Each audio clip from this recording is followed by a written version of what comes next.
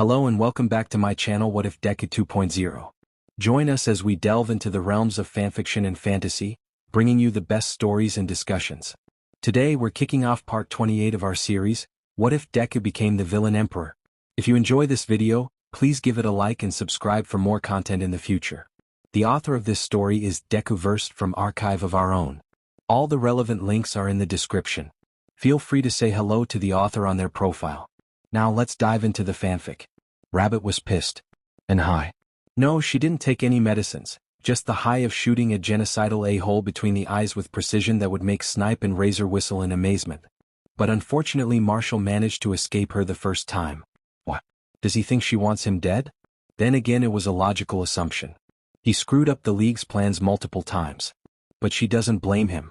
He was a hostage of some very nasty people, hypocrites, a cult trying to end quirks and hates them passionately, with the highest members being only quirked without a single quirkless? The idiots. They, of course, eventually managed to corner Marshall. After chasing him through a few buildings, he managed to exit the tunnel to the city, but it wasn't enough. He was in clear panic. Rabbit finds it odd, considering what she was told about him, and is quite fast on his feet. That alone wouldn't be enough, unfortunately for him. Okay, now that sounded unnecessarily threatening. She wasn't here to hurt him. He was surprisingly good. But they are the League of Villains interns, but her brother declared all to be family, an assortment of some of the most dangerous people in Japan. Marshall would have probably managed to escape if they didn't have Howler. Mastermind was bleeding. Another thing that Rabbit found odd, they didn't wound him, so why was he bleeding? And that made tracking him much easier. Marshall looked barely any older than Rabbit was, funny enough. He is panting heavily, cornered in a half-finished building of all places he could take. Not the most logical choice, so why? It's unlikely that he was going to jump through the nearest window. This is a 4th floor FFS. They chased him up here, so this is the end of the road for him. Ugh, she keeps sounding unnecessarily threatening. Marshall is still clutching the revolver he had from before. He also has a very nasty scratch wounds on his wrists. Something is wrong, Rabbit decided. Extremely wrong. Marshall doesn't look like a boy who blew up 30 of his own men to almost kill Kurogiri. He looked like a kid with so much pain, which made her feel like she was staring at her pre-AU self through the mirror. It's very uncomfortable actually, and misery, not an emotionless mastermind. Rabbit raised her hand, and both Magician and Hypnosis stopped dead on their tracks. Marshall meanwhile stared at them all in visible horror. She needs time to unpack what's happening. She refuses to rush in blindly. The gun technically isn't that much of a problem, unless Marshall is a snipe-level marksman and puts a bullet between her eyes. But unfortunately for him, even if he could, she was bulletproof currently. Marshall looked terrified, guilty, and on the verge of crying. Crying? What? He was so emotionless few minutes ago when he shot down Hypnosis and almost nailed Magician in the face, wasn't he? He was emotionless before Hypnosis glared at him with Erasure active, effectively erasing his quirk, and the pieces of the puzzle finally fell into the right places in her mind. Rabbit was equally as shocked and disgusted as she was horrified and furious. Purity was dead, but in moments like these she wishes that she didn't kill her. She missed her own taste of the Shigaraki clan's personal bonding experience on the form of performing a torture session with her as a guest star. "It's your quirk, right?" asked Rabbit softly, her face showing as much kindness as she could muster. Rai's head perked up at that. "It makes you smarter, but also emotionless. Ready to sacrifice people you care about to achieve your goals?" She could see the tears on his cheeks clear as day, and it hurt her villainous heart more than she would have liked. Rai nodded his head slightly. He looks to be too emotional to be able to speak. For how many hours was he using his quirk? Observing the battles and analyzing it for Conqueror?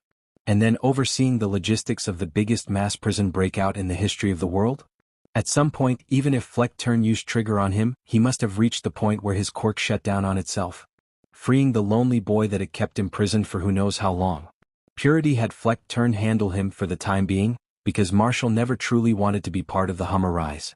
He was extremely useful as a commander, but needed a handler to keep him straight. She probably hoped that if he killed enough people for her, he would finally come around and accept her and the Hummerise. If only due to having no other option at this point. Hating someone who is already dead is most of the time a pointless endeavor. Unless the object of your anger is Conqueror. But Rabbit still feels alright hating her. "You have a very special quirk, buddy," spoke Rabbit softly, trying to sound as non-threatening as possible. She even knelt down a bit just to make herself look less intimidatingly. She even looks intimidating. Sources are conflicted on that with a bunny hoodie. One that makes an amazing leader and a great right-hand man. I can take you as my best friend, my co-commander and all. I promise that I won't force you into anything like your mother or Flecht. Just please put down your gun. I am not gonna hurt you. And she means it. This boy was super smart. Good at fighting and light on his feet. He would be incredible as her partner, in both smarts and with powerful status, her equal. It was going to be great. Unfortunately, Rabbit forgot that she isn't facing Marshall now. Marshall would have analyzed available data in a few seconds and decided that she is probably honest. But the young 10-13 to 14, hard to say in front of her, isn't a super genius. But someone who was exploited for his quirk and forced to do horrible things. And now, he feels he is about to be forced to do even more horrible things with his quirk, just by different people. She cursed loudly for not asking hypnosis to make Marshall speak to somehow hypnotize him. She screamed and lunged forward when Marshall put the gun in his mouth and pulled the trigger. She did not make it in time, unfortunately. No, said Rabbit shakily while staring at the corpse of the boy she was trying to help. She is furious. At Purity, at Mastermind and at everyone and everything else. She is just furious in general. It shouldn't have ended like this. This isn't ending like this. Rabbit, Magician tried to say something but she really didn't care enough to listen. She approached Rai Yoshihiro's lifeless body and sighed. She never tried that before but… Rai Yoshihiro, alive. She was as surprised as everyone else when his lifeless body got resurrected, its wounds healed instantly and the eyes lighting up. His lungs started taking in air with vigor and the eyes were looking around frantically. Rabbit let out a relieved sigh. Then she kicked the gun away just in case that Rai tried to go for the gun again. To kill himself again or kill them all, probably the former. He did. He tried to lunge towards the gun. Rabbit quickly pinned him to the ground but he started struggling. Relax bud, I'm trying to help you. You don't have to end it all, there is so much to live for, she snapped at him but it was to no avail sadly. The boy was too emotional. He started screaming. Loudly. He was hyperventilating obviously and his face was nothing but terrified. It honestly hurt. On the sideline, her friends stared at Rai with so much pity on their faces. They seemed to feel as hurt as she was that this boy was so hurt, that he just wanted the quick way out. Leave me alone. I'm done with you all. I'm done with it all. I'm sick and tired of being someone's computer for bullshit genocides. I don't give a f about anything anyone says. Let me end my misery. Marshall screamed his lungs out. He cried, he hit, he kicked and screamed. It hurt to watch honestly. I don't give a f about you and the League. About you about Apocrypha or anyone else. I won't work for any of you. Rabbit sighed and decided to do it. Literally nothing else is working. It was risky but she'll be careful. Rai Yoshihiro, gullible, she spoke the magic status word with glee in both her face and tone. Before preparing herself to speak in her kindest and most soothing voice. I am not going to hurt you, handsome. That's not why I came here, why we came here. It's not in our nature to hurt someone who doesn't deserve it, so why don't you stop struggling? Put down the gun so we can talk. She had recently discovered that applying gullible status allows her to get others under a limited mind control, or rather, powerful form of hypnotic suggestion. It unfortunately had side effects. Keeping someone gullible for too long could affect the person's intellect. But she wasn't going to keep him like that for that long. Just enough so he'd stop trying to shoot himself. Marshall stopped struggling, surprising everyone else. He looked up at her and blinked for few seconds. Probably already believing her words but too intimidated to speak. After some time though he did. You won't? He asked, looking surprisingly adorably confused. Now that she looked at him from close, he was good looking. Rabbit decided that he was adorable when he wasn't trying to stab her or kick her in the jaw. No, I won't. So why don't you stop trying to kill yourself? We could be all friends? My friends are very nice and would be yours too if you just ask nicely. We came here to save you after all. Then she motioned to her friends. Toxicity gave a double V sign with a friendly grin. Magician gave a thumbs up with a smile after removing her mask. Howler just smiled slightly while Juggernaut just nodded with a stoic face. But don't want this. I'm too tired of all this. He spoke up softly. Oh, for F's sake. I don't give a shit about your opinion on this, Mastermind, said Rabbit, anger almost visible on her face. She was still looking and sounding sweet though. I decided that I'm going to save you, handsome, so I am going to save you. Don't you dare resist. I am not giving up.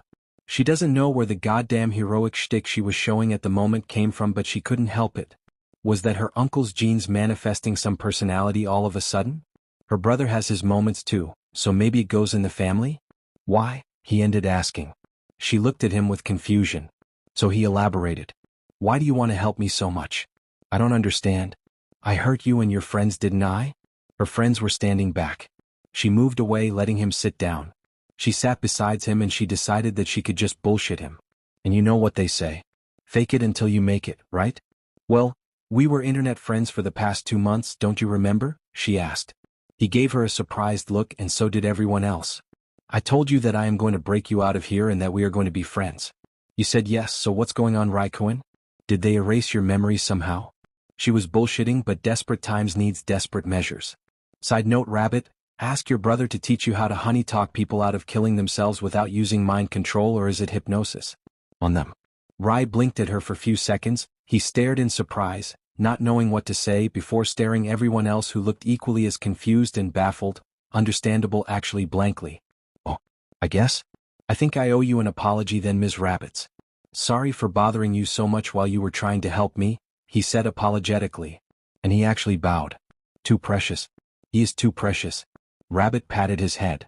And she decided that his hair was absolutely and incriminatingly fluffy, and she absolutely wants to keep touching it.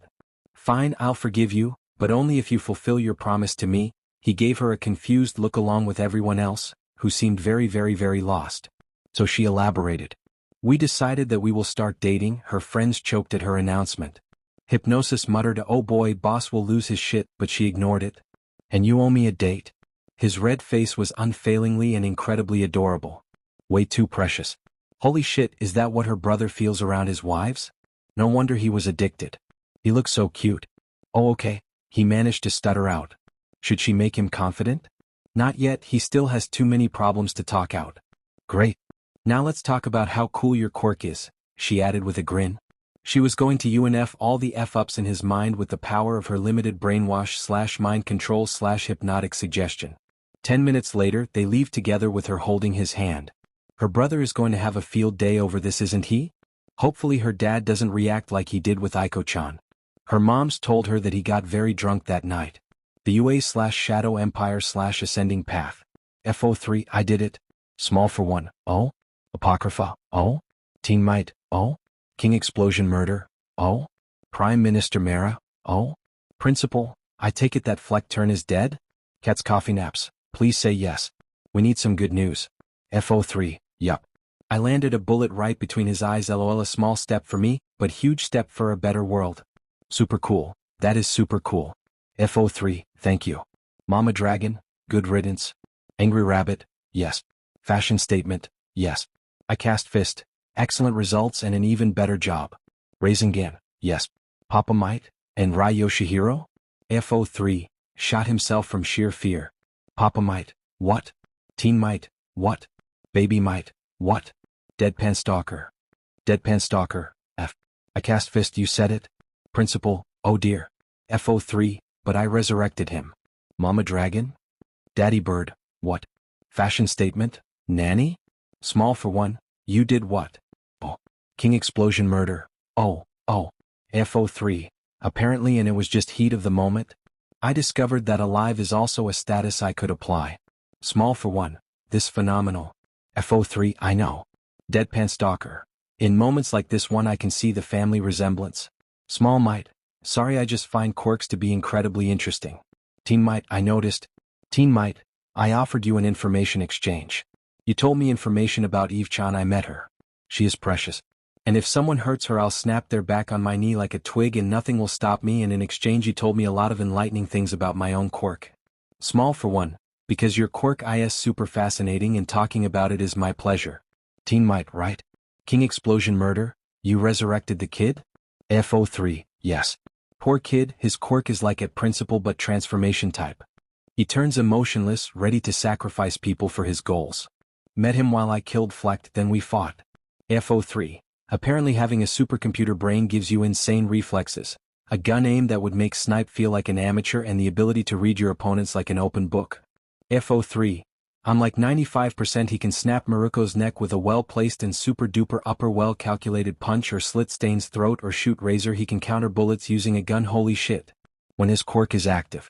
King Explosion Murder, oh. Papa Might, oh. Teen Might, oh. Baby might, oh. Small for one. Small for one, so cool. FO3.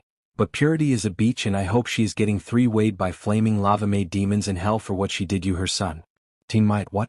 FO3. Purity had Fleck turn handle him for the time being, because Marshall never truly wanted to be part of the Hummer-rise. He was extremely useful as a commander, but needed a handler to keep him straight.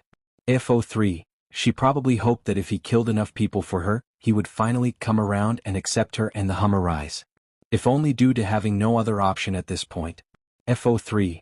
Hating someone who is already dead is most of the time a pointless endeavor. Unless the object of your anger is Conqueror. But I still feels alright hating her. Small for one. Purity was dead, but in moments like these I wish that you didn't kill her, Rabbit. That beach missed her own taste of the Shigaraki clan's personal bonding experience on the form of performing a torture session with her as a guest star. Daddy Bird, shivers and existential dread/horror. Super cool ouch. I cast fist. Apocrypha. Apocrypha, sounds entertaining. Baby might, my lady. Apocrypha, fine I'm not joining in. Baby might. Teen might, too precious. Apocrypha, but I'll watch. Baby might, welp I tried. Papa might, good job. Small for one, how's the kid? FO3, pretty fine. We're coming back now. Although I had to use my quirk on him to talk him out of suicide and then get him to not hate his quirk with passion. FO3, and I might have tricked him to think that I was an internet friend of his and that he owes me a date. Small for one, what? Principal, how? FO3, gullible is a statues I can apply. It gives a rather limited mind control or rather more like powerful hypnotic suggestion ability where the person influenced is extremely easy to trick. FO3, I convinced him that he is super cute, that his quirk is super cool, and that he is my and squad's friend from now on. FO3, also he is now my co-commander/battle partner with possible benefits wink wink. Small for one. Small for one, don't do anything around me please. FO3, you want try to stop me? Small for one, getting possessive and over-authoritative will just cause you to pull away and rebel. Small for one, I plan to learn from Dad's mistakes and not repeat them. Last thing I need is a transferable status condition that grows stronger with each person. It'll make one for all look like a joke. Teen might, second told you to get lost. Small for one, he knows I'm right. King explosion murder, so to sum up you killed an international a-hole, took down a worldwide criminal organization trying to end a good chunk of mankind, and got a husbando like some video game protagonist. FO3, yup. King explosion murder, just checking. Teen might, oh. Papa might, so the League of Villains scored another OP teenager with skills and talent. Purity. Small for one, yeah Purity. Daddy Bird, aren't you supposed to be happy? Small for one. If I had to give up my League members in exchange of giving them a better past I would handshake the devil right the F now. Small for one, you know me by now people. Prime Minister Mara. Prime Minister Mara, now I hope hell exists just for Prime Jackass in which President and Conqueror plus for Nicholas just F this. Teen might, yes. King explosion murder, F yes. Angry Rabbit, F yes. Principal, yes. Prime Minister Mara, I had nothing to do with and excuse my language over your life taking a shit on your dreams before flushing everything down the toilet. Prime Minister Mara, I pretty much quit because the witch refused to get the memo that she is the worst villain in here Conqueror and for Nicholas at least has balls to be honest about it instead of playing saving the world card. Prime Minister Mara, like that shit gives someone a carte blanche to do whatever. If it was All Might should have been the world's worshipped deity decades ago. Prime Minister Mara, and All for One should have been this country's emperor at the dawn of Quirk.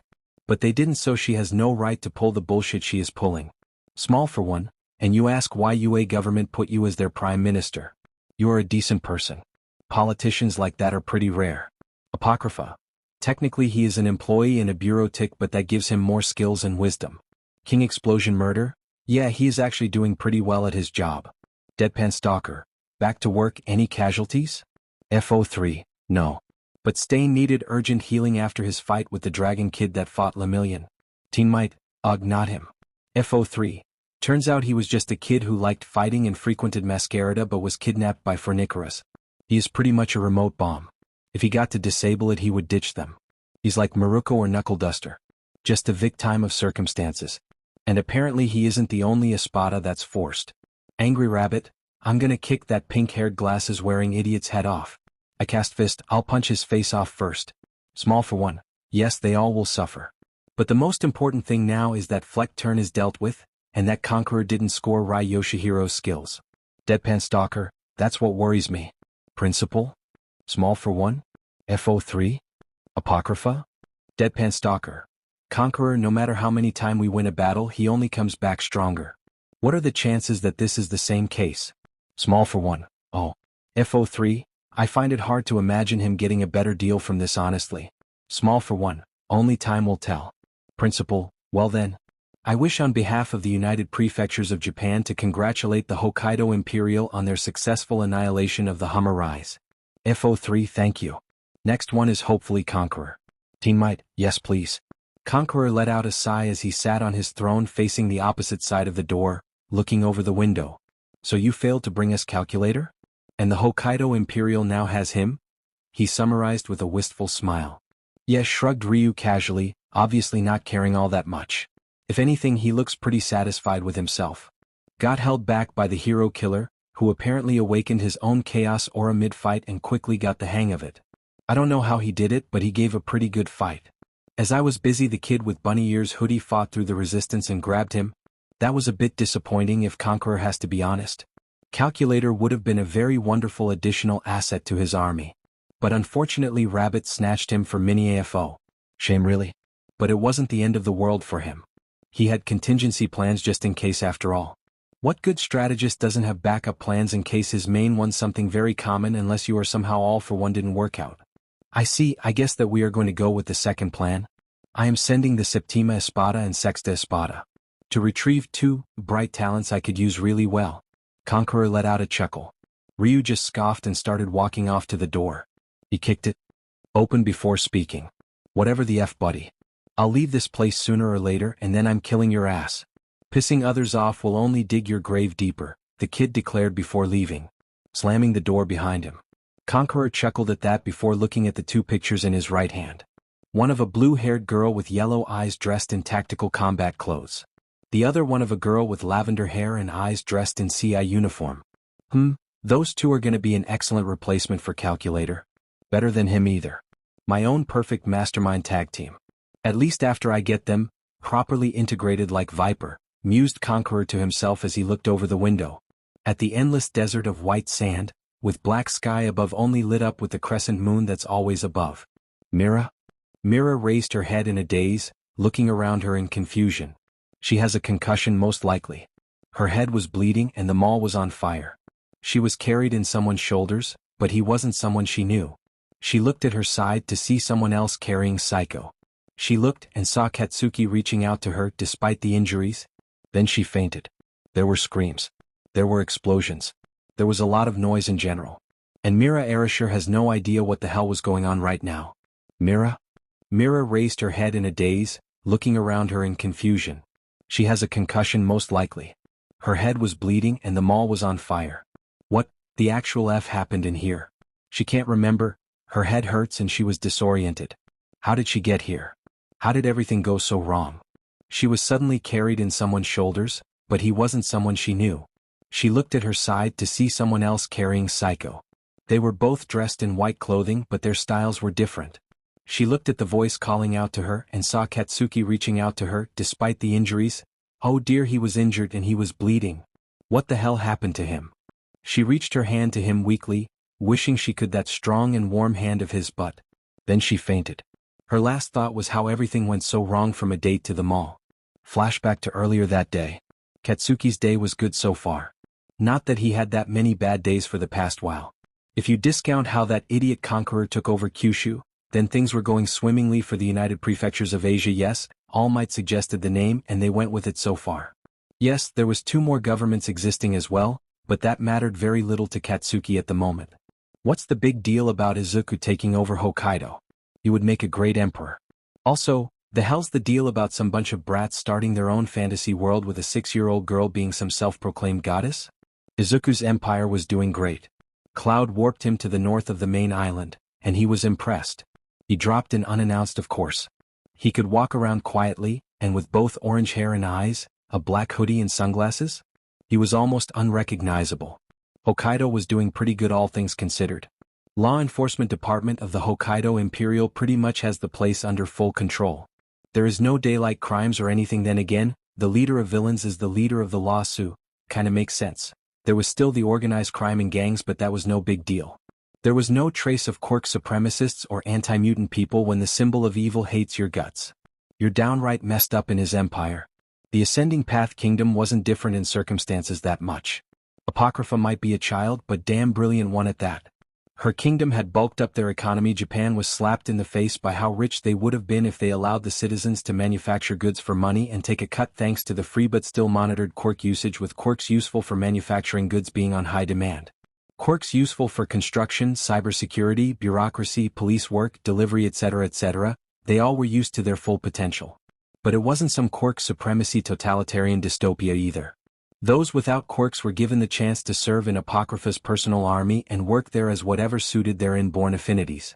Honestly, most of the quirkless population, even some from the QLF and QEM, but Izuku let those go with a smile since they worked for his sister, now ran to Shikoku without a second thought. And were warmly embraced by the Ascending Path Kingdom and Apocrypha. Katsuki also paid the place a visit, and there was literally shinigamis and quincies and sorcerers around. He even saw them train. He made note of few eye-testing things while at it too. But point is that those two governments weren't a bother to Katsuki. They can work something out when Conqueror kicks the bucket. Which reminded him that he was starting to get concerned with how calm those idiots were recently. No bald raids, no trying to push forward and capture cities, no trying to launch raids and attacks. Just nothing. And Katsuki doesn't like it. Even though he didn't want to ruin this nice day. It was one of the few times he was genuinely happy without any side irritation or exasperation. What are you thinking about, Katsuki-kun?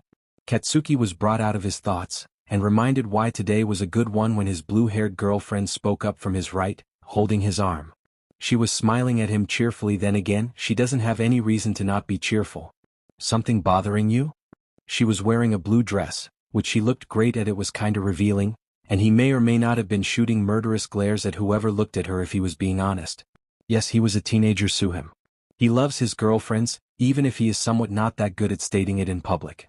And he appreciates them greatly. Is it something about the Hummerai's attack yesterday? Asked Psycho from his other side, tilting her head to his shoulder. She was dressed in a white blouse and long dark skirt. Covering but somehow still attractive choice of clothing. Or are you somewhat concerned about the whole situation with the apocalypse being on the defensive instead of offensive? Psycho was very good at reading people. Way too good sometimes. He loved her, but somehow she could read him like an open book, and it was intimidating. Then again, the smart ones are always the scariest. He knows it from experience. Something like that. That prick atrocity just doesn't quit, and whenever we mess up something for him, he only comes back stronger somehow. And with him having blown open Tartarus and bulked up his numbers? Yeah, you get what I mean. His two girlfriends sighed at that. Yeah, we get it. But don't worry. We should have this under control. We got All Might, Lemillion, top heroes, vigilantes, and now we have Star and Stripe. With many other top-ranked heroes from around the world and military support. All this should be enough, assured Mira with a smile. I really hope you're right, sighed Katsuki before smiling. Enough of that depressing shit. I got you here to have a great day, so where do we go first? They came to the Kiyoshi Ward shopping district. That mall didn't have good memories from his last visit, but it could have been worse, and nothing bad could happen, right? The two girls grinned at him before dashing forward, dragging him along with them. Hey, wait up. We literally got all day. His words fell on deaf ears as his two girlfriends kept dragging him forward. Are those two the ones in the picture? Asked a figure in the air with a large body stature. He was standing there with someone else on his right. The second figure took a look at the two pictures showing Mindscape and Spyglass before nodding his head in confirmation. He was much shorter than the first figure, but still of normal height. Yes, they are. Now all we need to do is wait for the perfect moment to snatch them. Huh. Why not just in? I can take on that blonde kid no problem, the first figure snapped. Just to be smacked on the head. Don't be foolish, reprimanded the shorter one, speaking calmly. We don't know the full scope of his abilities, and we don't need all the heroes in the city going after us. Especially All Might, the bigger one raised a brow. Don't get cocky, you can't take on the number one hero in his prime. He looked down to see the two girls and the blonde kid enter a large clothing shop. They must observe them for when they get to a less crowded place. Not from care for civilians or collateral damage, but not wanting to attract too much attention as stated. They didn't have that much interest in a huge conflict. They were here for a grab-and-run mission. And he wanted it to stay that way. So they will observe and watch until the perfect moment came. A clothing shop? Really? Asked Katsuki, looking around the shop. And it was definitely not what he expected for a date, but then again they were girls, clothes were a thing they would like. And to show off. They also liked to show off in more than one way how they looked in new clothing. Well yeah. Winter is coming up and I would like to get some warm clothes for its duration. And I want you to help me pick up some good stuff, shrugged Mira. Same here, added Psycho. But also to just get you something to focus on instead of heroics. Because that's all you think about these days. Well, that wasn't untrue. He was mostly thinking about the situation of the country and how to skin Conqueror alive after this. If you say so, he sighed, deciding to just go with it and appreciate the view for the next while. And he did. It wasn't anything, well, revealing since they were picking up winter clothing. But he got to see them dressed in multiple cute sweaters and vests and all. So that was something. He of course paid for their clothes despite their insistence that he shouldn't. What? He was making money for a goddamn reason, wasn't he? To take care of his almost adopted brat and spoil his girlfriends and sister. That's the point of him making money, isn't it? Then he took them to the cinema. They watched a movie that recently came up from the States about All Might vs. Mr. Sinister. It was a good movie actually, if not for the actor being slightly over-exaggerating in his acting. The things he is willing to do. Went and watched a romance movie that Psycho recommended. He wasn't a big fan of romance movies, but he ducked it up because his still to this day feels weird to say it, girlfriends like it. Then finally they were having lunch in a restaurant that was close to the cinema. So, how did the whole in vitro swap thing go with you two? Everything okay with your families? He ended up asking the awkward question. Yes, he is aware of how messed the discovery is, and they are still tracking down the children of those clinics. They already got around 100 so far. Shiketsu must have gotten multiple aneurysms from the reveal. And the HPSC, which must have been shitting cubes for weeks now. Mara, oh, the irony, had pretty much ordered her to run DNA tests on the paragons and they got multiple matches. Pretty much some of her youngest ones are children of Redestro, Maria, Fleck Turn, Mechanist, Glassmaker, and even one child of Yoroi Musha. Just shit. Oh, you know, replied Mira with an awkward smile and a sweat drop. Awkward. I mean, my dad is still my dad and we still love each other, but, yeah. Pretty messed up to discover that I'm a program of some idiot trying to create perfect weapons. Messed up is a good summary of the whole thing. He has children of Maria, Beast, All for One, and Mr. Compress in his dorms. And the third year's Mirio got very drunk that night, had as much. No children of All for One or Mr. Compress, but a child of Beast and Gigantomachia, and both Mechanist and Strategist too. Well, F Conqueror to hell and back, declared Katsuki as he took a bite of his burger. Ah yes, this is life. But at least your relationship with Deadpan Stalker improved slightly? Mira pouted. Okay, I don't find that nickname to be very nice and not even that accurate. Sir Father might look like a creepy murderer sometimes, but he has a heart in the right place. And as for our relationship? Well, it's awkward but still the same. And I think that he is genuinely happy that we spend time together. Mira shrugged. Guess my quirk is something like his. He can read people and so can I, it's just that what we read is different. My mom has a quirk that let her analyze quirks at touch, he has a quirk that needs eye contact too. Guess I got the visual part of his quirk with mom's quirk and here we are. That was pretty much a good explanation. Katsuki nodded at her before looking at Psycho. She sighed and spoke up. Well, nothing changed with my parents. But my father is, well, not reacting negatively, but this whole mess pissed him off very badly, understandable in Katsuki's opinion. This shit was messed up and pretty sick and will ruin families, lives and mess up society for quite a while. He still loves me, but I think he is still kind of salty about it. He always wanted a child but, fertility issues. He was always spoiling towards me and he loves me honestly, so this was just a slap to the face. Katsuki sighed and patted her shoulder gently. It'll get better, I promise. I met your dad and he's a good guy. He'll get over it eventually. You just need to show him that you still see him as your father. Psycho perked up. Oh, trust me, I just find it hard to swallow being the child of some unrelated villain who was apparently damn consistent at it as well. But I guess that explains the intelligence quirk thing. My mother had a quirk that makes her able to heal faster by drinking tea in the span of hours. Guess that strategist's intelligence-enhancing quirk mixed in too. Yeah, that must suck being the child of some unrelated villain. He was a triple S ranked when All Might arrested him and was sent to Tartarus. None of those made it out. Apparently Conqueror wasn't interested in them for bring 2 roundup or smart for him to keep in line. Psycho apparently didn't care for his death, but she was bothered by the relation to him, even if the guy most likely didn't know about it. Mira apparently decided to change the subject of the talk at the moment. So, How does it feel to be called Dad? Asked Mira with a shit-eating grin. But even though the teasing he could see she was genuinely happy. He just shrugged at her. Well, can't say I dislike it. That brat is a good kid and I'll murder whoever tries to hurt her. But it just feels weird. I don't know, just weird. I don't feel annoyed when she calls me her dad, I like it even. But it still feels weird. Nah, I get it. You'll get used to it eventually. But for now, how's your sword training going? Anything interesting? Asked Saiko with a smile before putting a fry in her mouth. Katsuki groaned. Kinda? I mean, I guess I got far stronger. And my technique is much better. But Shiro's a beach and Kuro is just watching from the side. I don't get why they don't let me know their name or names or whatever. It's starting to piss me off. Maybe your powers has some side effects they're prepping you for? Offered Mira with a smile. That actually made Katsuki pause to consider the idea. Maybe? It would make sense in a way. Or maybe they're already teaching you how to use your special abilities. I mean, maybe the blade won't change that much, so it doesn't matter in the long run. I guess, he sighed before taking another bite of his food. As he ate, he felt something off. He could feel energy signatures of awakened auras. And not signatures he knew. Then again, there wasn't that many people he knows that awaken chaos energy. He started looking around, unable to actually pinpoint where the signature was coming from and how far away it actually was. Something wrong, dear? Asked Saiko with a frown. She noticed his face getting slightly disturbed, didn't she? Yeah, I just thought I felt someone. It's probably nothing worth noting, he waved off trying to look casual. He doesn't like it. What were the chances of someone attacking such a crowded if rather not very hero-patrolled area such as this? The answer was a bunch of black gargantuas opening for hollows to come through. Katsuki hates Mondays. It's the last time he goes to a date on a Monday. Saiko and Telly decided that the apocalypse had upped a rank or two on her hate meter. And they were already on top. Her day was going swimmingly, but they just had to mess it up, didn't they? We need to start the evacuation of civilians right now, declared Mira as she jumped up into her feet. Katsuki nodded his head before he grabbed a small box in his pocket and pressed a button.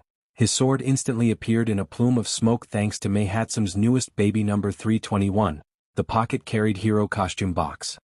You two back away and help with the evacuation, meanwhile I'll handle those things, declared Katsuki. Saiko just sighed and nodded her head. She can lament the loss of a perfect day later when everything was already dealt with. She didn't notice a black gate open behind her, or a hand reach out to grab her.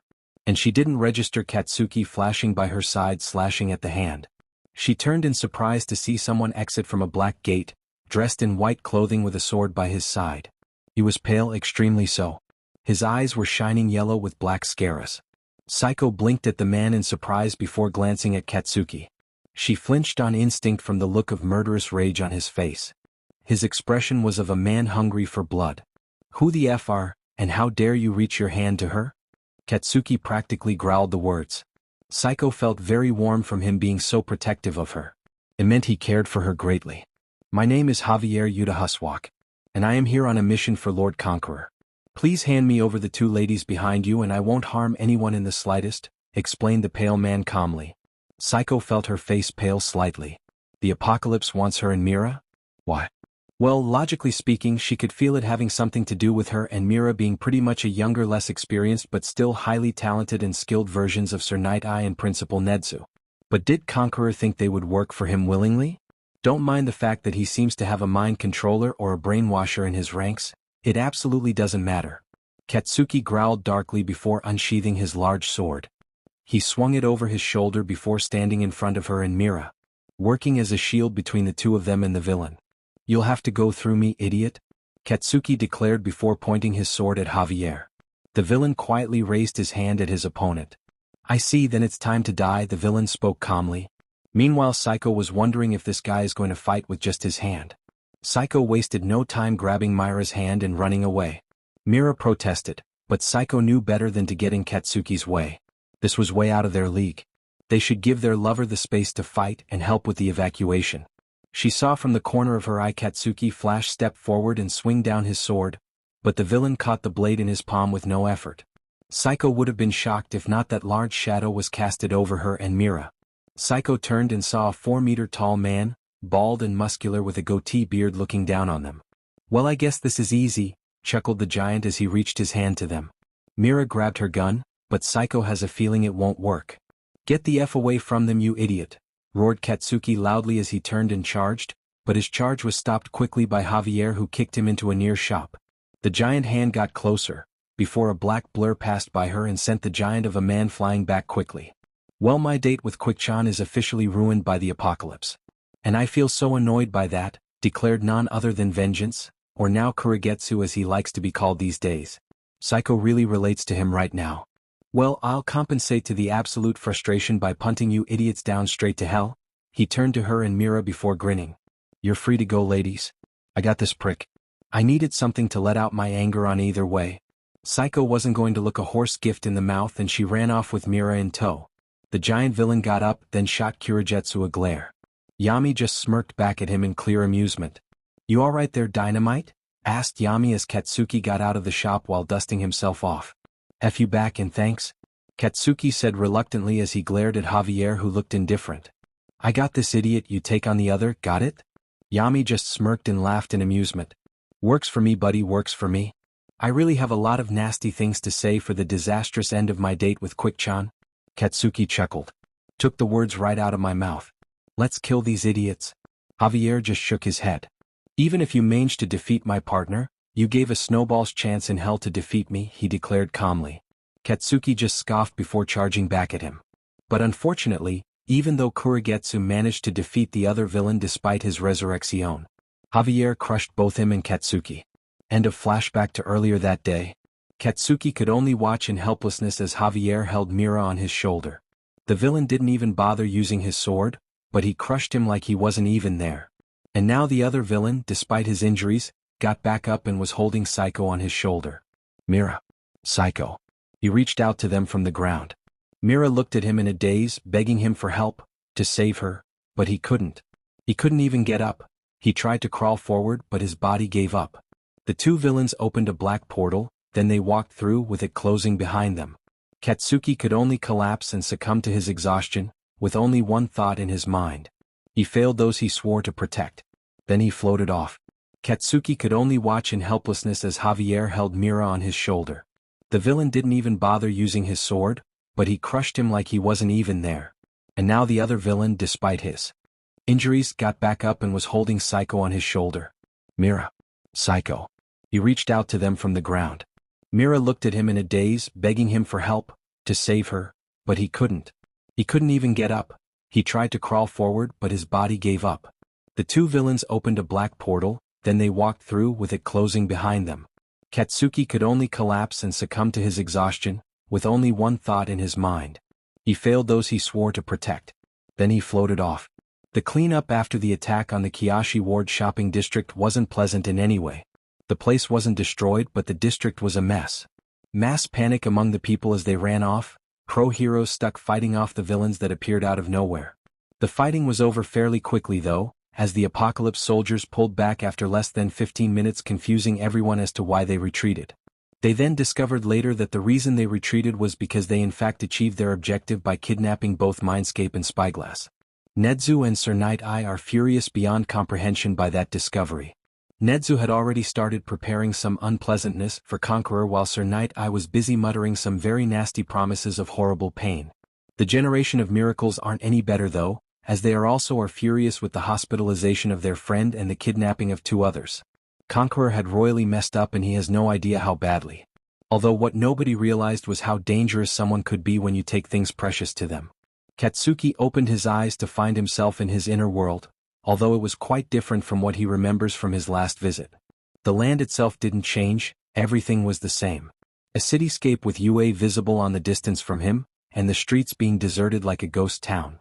But right now it wasn't on fire or sunny and peaceful. Instead it was raining and very heavily. It reflected Katsuki's feelings quite well. Honestly, the rain was helping him, as it could wash off any tears that may or may not be in his eyes. He raised his head to see both his mentors looking at him with unreadable expressions. Although Shiro looked like she was trying to not show how pissed off she was. He couldn't care less honestly if she was mad. He couldn't care less about anything really. He felt dead on the inside. Psycho and Mira were taken. Right in front of him. They were taken away from him. He was too weak to save them. To protect them. To keep them safe. He was a failure. No matter how hard he tried, how hard he worked, how much he trained, how far he pushed himself, it was always for naught. He sucks. Will you stop crying like a little beach already? Shiro snapped, bringing him out of his thoughts. Although it didn't get rid of his depression. He just gave her a blank stare, not in the mood to snap anything back. He felt empty. Soulless. Useless. That guy wiped the floor with him in vengeance.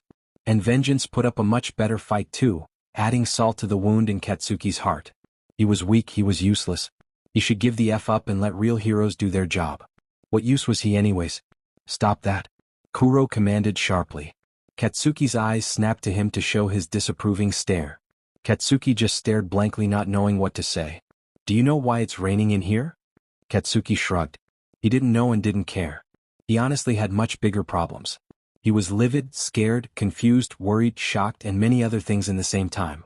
The rain was honestly in the bottom of his list. But it was apparently just a rhetorical question because Kuro answered either way. This place is a manifestation of your mind and heart. Whenever you feel sad or any other negative emotion strongly, rain starts to fall. And it's raining quite heavily in here, which shows your emotional agony quite clearly. I understand how crushed you feel, but it's exactly why we brought you here.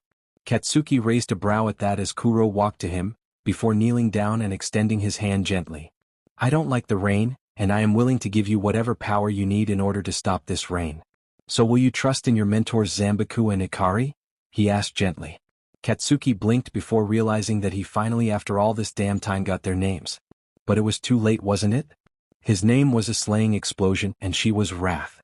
He would say that it checks out with their personalities and all. He probably represents his explosions while she represents his rage or whatever. He didn't really care though. What's the point? It would have been useful if you two opened your mouths before my girlfriends were kidnapped. Now I don't see any use of it. Whether I know your names or not, can use your powers or not, I lost. Katsuki honestly doesn't care for anything anymore. He will probably mess things up even more. Let Lemillion and All Might save them. They were the real heroes. The chosen ones. He was just S-brat way over his head. Then go for a rematch, shouted Shurikari with rage visible on her face. Katsuki raised his head to look at her and she appeared in front of him. She grabbed his collar and lifted him up. Then her face softened. We saw that fight, how utterly one-sided it was. How that Espada had stomped on you. How he took those you care about with ease. But do what? Since when were you a quitter, huh? Train harder, get stronger, and then beat that idiot and get your chicks back. Isn't that the type of man you are? What would your friends think if they saw how miserable and pathetic you are? What would your wives feel seeing you so broken? What would your daughter feel seeing her hero, the person who makes her safe, so broken, huh? Wouldn't she give up and despair herself? Same with your friends. You are their pillar. You are their leader. Their role model. Their protector. Katsuki's eyes widened at her words. He started thinking of his friends and family, of his classmates, of Rina, and his face steeled up instantly. She was right. What the hell was he thinking? Giving up. Since when was that a goddamn option for him, huh? You feel sad? Well, being sad won't help anything. Get stronger, grittier, more determined, and most importantly, Ikari leaned forward, narrowing her eyes at him. Get angry. Those idiots stole your girls, your people that you promised to protect. Those idiots experimented on your daughter, killed people from your school, almost killed your idol. Don't feel angry at them? Don't you wish to rip them apart? Katsuki's face mask shattered, all his anger finally got unleashed. And he couldn't contain it after remembering all the things those bastards did so far, all those they hurt, all the people he knows they hurt. And he was pissed off. Of course I am pissed. I'm furious, he shouted as his aura exploded outwards, energy moving around like tentacles. Ikari jumped back before grinning widely. Well, finally. Guess now we can start the real training. It'll be some time, but you'll be able to use both Zanbaku's sword powers and my own wrath powers. Katsuki gave her a determined look. What do you want me to do? He is going to get Mira and Psycho back, even if he must bath in the blood of the Apocalypse soldiers and monsters. He will get them back. I wish to fervently thank everyone for attending the meeting on such a short notice. Principal Nedzu started the meeting with a polite greeting. Everyone else nodded at that seriously. There was the UA allied heroes, those from the Hokkaido Imperial and Ascending Path. Thankfully all of them were able to attend the meeting quickly. On the right was All Might and the other top-ranked heroes along with Star and Stripe and other international heroes, along with both Lemillion and Dynamite, who was covered in a menacing orange cloak of energy that felt way too murderous for everyone's taste. On the left were those from the Hokkaido Imperial, with Karma looking serious and stoically pissed off. Kurigetsu looked livid, probably from his own loss to one of the Espada. From Eraserhead heard, it was a painfully one-sided fight for the Espada. The meeting was called the day after the kidnapping, and unfortunately even then that was paid fully late in everyone's opinions. Eraserhead mostly. They weren't from his class, but that didn't make him any less furious. Conqueror was already on top of everyone's shit list, but now he was just digging his grave deeper and deeper. Katsuki honestly looked on the verge of storming Kyushu on his own, massacre everyone that stands in his way before killing Conqueror. You do not have to thank us, Principal Nedzu, spoke Apocrypha with a graceful nod of her head. I wish to say that I am deeply sorry for what happened to you, and that the Ascending Path Kingdom is going to give all the necessary help to save Mindscape and Spyglass from Conqueror. That was very reassuring. The Ascending Path was a new order but still a powerful. Their economy was pretty strong and their army wasn't one to scoff at either. Apocrypha herself was going to, if what Eraserhead heard was true, then she was going to be the third SSSS-ranked villain in history, be a terrifying villain if she dropped the whole queen/goddess thing and went for world domination instead. And you have the full support and cooperation of the Hokkaido Imperial as well. Conqueror is our mutual enemy, and I refuse to let him have people like Mindscape and Spyglass. Because putting aside that they are kidnapped for a second, they are too dangerous to be allowed to be mind-controlled. They know a lot of things and they are dangerous strategist and tactician respectively. They could be a threat to us. That's just my professional opinion though. Karma decided to remind them that Conqueror just took Mini Naitai and Mini Nedzu to brainwash. Eraserhead begrudgingly agreed. Those two were dangerous in their own right. But other than professionalism, I am extremely sorry for the loss of comrades, and I promise you that I'll work my hardest to save them from Conqueror before he converts them into his army with nasty science. Everyone winced at the idea. It was sick but true. They must save them not only because they were in danger but because they owe the irony Eraserhead thinks also were dangerous. Yes, taking back Mindscape and Spyglass is a priority, nodded Best Jeanist. But even then we don't know for sure where in Kyushu they are kept. Could be anywhere honestly. It could be in wherever Conqueror is or a completely different location. Eraserhead sighed painfully at that. Yeah, something else to cause them headaches. They couldn't infiltrate Kyushu enough to gain any useful information to use against the apocalypse. Kyushu was perfectly locked down. And even with warp quirks they couldn't gain much. They're not in Kyushu. Everyone's eyes snapped to a small black cat that spoke. Said cat was on the window, leaning and stretching in a carefree manner. Eraserhead blinked, before pinching himself to see if he was dreaming this meeting. Nope, the cat was still there. Did that cat just speak or am I hallucinating? Hawks asked, confirming that Eraserhead didn't lose his sanity yet, at least from stress. When everyone nodded dumbfounded, he turned to the cat. Can you talk? What do you think, Birdie? The cat asked sarcastically in a gruff male voice. Eraserhead is wondering meanwhile if he could kidnap this cat. And you somehow happen to know exactly where Mindscape and Spyglass are being kept? Asked Karma, turning to the black cat with a smile but a raised skeptical eyebrow. Yeah, I do, the cat confirmed, surprising everyone. But you're probably not gonna believe me at first. Since what I know is pretty wild for you to believe. Oh joy. This is very reassuring. A cat just came out of nowhere, a talking one mind you, and is claiming to know where their kidnapped students are. Anyone else seeing red flags? Enlighten us then. It's Bakugo who spoke up this time. Oddly calmly. Eraserhead feels that the kid was anything but calm. His eyes alone were pretty intimidating. The cat shrugged before hopping down. It walked for a bit before jumping into Eraserhead. Definitely isn't burning in jealousy at the moment, wishing it was him. Apocrypha's lap. Apocrypha just accepted the cat in her lap with graceful indifference. And started patting it gently. So yeah, my name is Pamela and I came here sent by, let someone who doesn't like Conqueror much to help you topple down that guy because he is a conqueror, the cat explained. Meanwhile everyone were trying to not snicker at the nickname. Even Apocrypha's lips twitched upwards, same with Eraserhead. Well, we will humor you, Pamela. Where is Conqueror? You said he is in a place that you know but is pretty wild for you to believe. It's Lemillion this time. All Might, Hawks, Best Jeanist, Maruko and the others looked ready for a fight. A very bloody fight. Same with Vengeance. Meanwhile Bakugo. Honestly, Eraserhead's really worried by how coldly murderous he was right now. Even Karma shot him a worried look for F's sake. That alone was concerning. In a wholly southern dimension, replied the cat dryly. There was a long pause at that. Everyone stared at the cat, with Eraserhead wondering if he heard wrongly. Did you just say, another dimension? As in another world? Asked Maruko, looking like she was considering that she was actually dreaming this whole meeting in her bed. Eraserhead was in a similar boat. Yes, another dimension. As in another world. It's different from how your world works. Conqueror has been using that place for years thanks to Sailaporo Grands being a mad genius, explained the cat. And how do we get there? Asked Knuckle Duster. That sounds like a major breakthrough. And if we do this correctly, we could sweep in and get rid of Conqueror swiftly and easily. Easy for who? Asked the cat in confusion. Eraserhead raised a brow at that. Those Espada could sweep the floor with almost everyone in this room. All Might, Star and Stripe, Karma, Kurigetsu, and maybe Katsuki Bakugo could fight in the same league. But the rest of you are not in any way strong enough. And Conqueror is stronger than his Espada. So I advise you to rethink your plans and strategies against him. Eraserhead was genuinely surprised by that. Conqueror being stronger than his followers now would make more sense. Because why else would they follow him? Brainwash could only take you so far. We can think about that later, but for now. Do you have a way for us to get there? Asked the rat with a smile, looking not very happy to be around a cat. Yeah, I can open one of those gargantuas straight to the Lost Realm. But I'll warn you that this realm is dangerous beyond your imagination, so I won't take more than a few, explained the cat. Eraserhead sighed painfully. This really is out of his pay grade. Other dimensions and all wasn't in his field of expertise. And he definitely wasn't dangerous enough to go. I volunteered to go. The first one was surprisingly or not Kurigetsu. He looked itching for a fight. And it's probably a grudge one at that. I have a score to settle with that prick from the mall.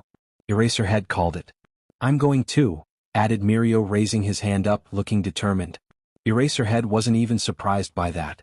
The Apocalypse made a huge mistake taking my juniors, and it's my duty to go save them. Well then, I guess it's only natural I go too, decided Karma, leaning forward on his hands. I have some matters to discuss with Conqueror and his goons as guest stars. What about you, Dynamite? Eraserhead turned to the kid in question to see that his face was still unreadable. He stared at the cat for a few seconds before speaking. How do I know you're not leading us to a trap? Dynamite decided to surprise everyone by not charging in head first at this chance. The cat shrugged. It's your choice to believe me or not. I am merely here to both transport you and guide you through the Lost Realm. Asked the detective. I will do nothing but help you to the best of my abilities. Everyone else turned to the detective, who nodded his head in confirmation for the cat. Eraserhead now just wants to know who sent them this cat and they'll be golden. Well, we will think of your offer, Pamela. But first we need to plan this out carefully. It pains Lou to say it, but we might need few more days to prepare before we go, sighed the rat. Eraserhead hates how logical this course of action was, but he couldn't do much. All Might looks ready to argue or get the cat to take him right now. Then let's get to the talking, urged Karma. Looks like the kid is on as much of a hurry as Bakugo and All Might. Not surprising since he finally got the chance to nail down Conqueror. Right after the meeting, Dynamite stormed away. Not surprising considering he was denied the chance to go save his lovers. I'm coming with you, declared Ijiru without any hesitation in his voice, with a backpack already packed up and his hero costume already on. Should Katsuki be surprised? Probably not. And he wasn't the only one that came too. Yeah man. You can't go to danger on your own. At least take your best man Denki with you. I can be quite fast when needed, grinned Denki as he slung his arm over Katsuki's shoulder. Those two somehow caught up to his plan if leaving at midnight, finding that black cat and getting the F out of here to save Mira and Psycho himself. He considered the options. If he told them to F off, they'll either follow him either way, or call the teachers to warn them. With a sigh, he motioned for the two idiots to stay quiet and follow him. And they did so perfectly. The three of them quickly went to the forest, just to find Izuku, Yami and Mirio sitting with the cat, all in their hero or villain costumes, sitting by the black cat who was laying on the grass. You thought I'll let you go along, best buddy? Asked Mirio teasingly as he ruffled Katsuki's hair. He scowled but said nothing to that. He actually felt grateful for them. Okay, if this is the whole batch, then allow me to give you few warnings. First, the Lost Realm is extremely dangerous with a lot of monsters in there. The hollows are just one problem. Everyone nodded. Second, this travel isn't a simple warp gate, so you shouldn't get lost through the journey or you'll be lost forever between dimensions. Everyone nodded again. And third, you're going to end up fighting people like All Might, so you might want to draw back. When nobody withdrew, the cat sighed.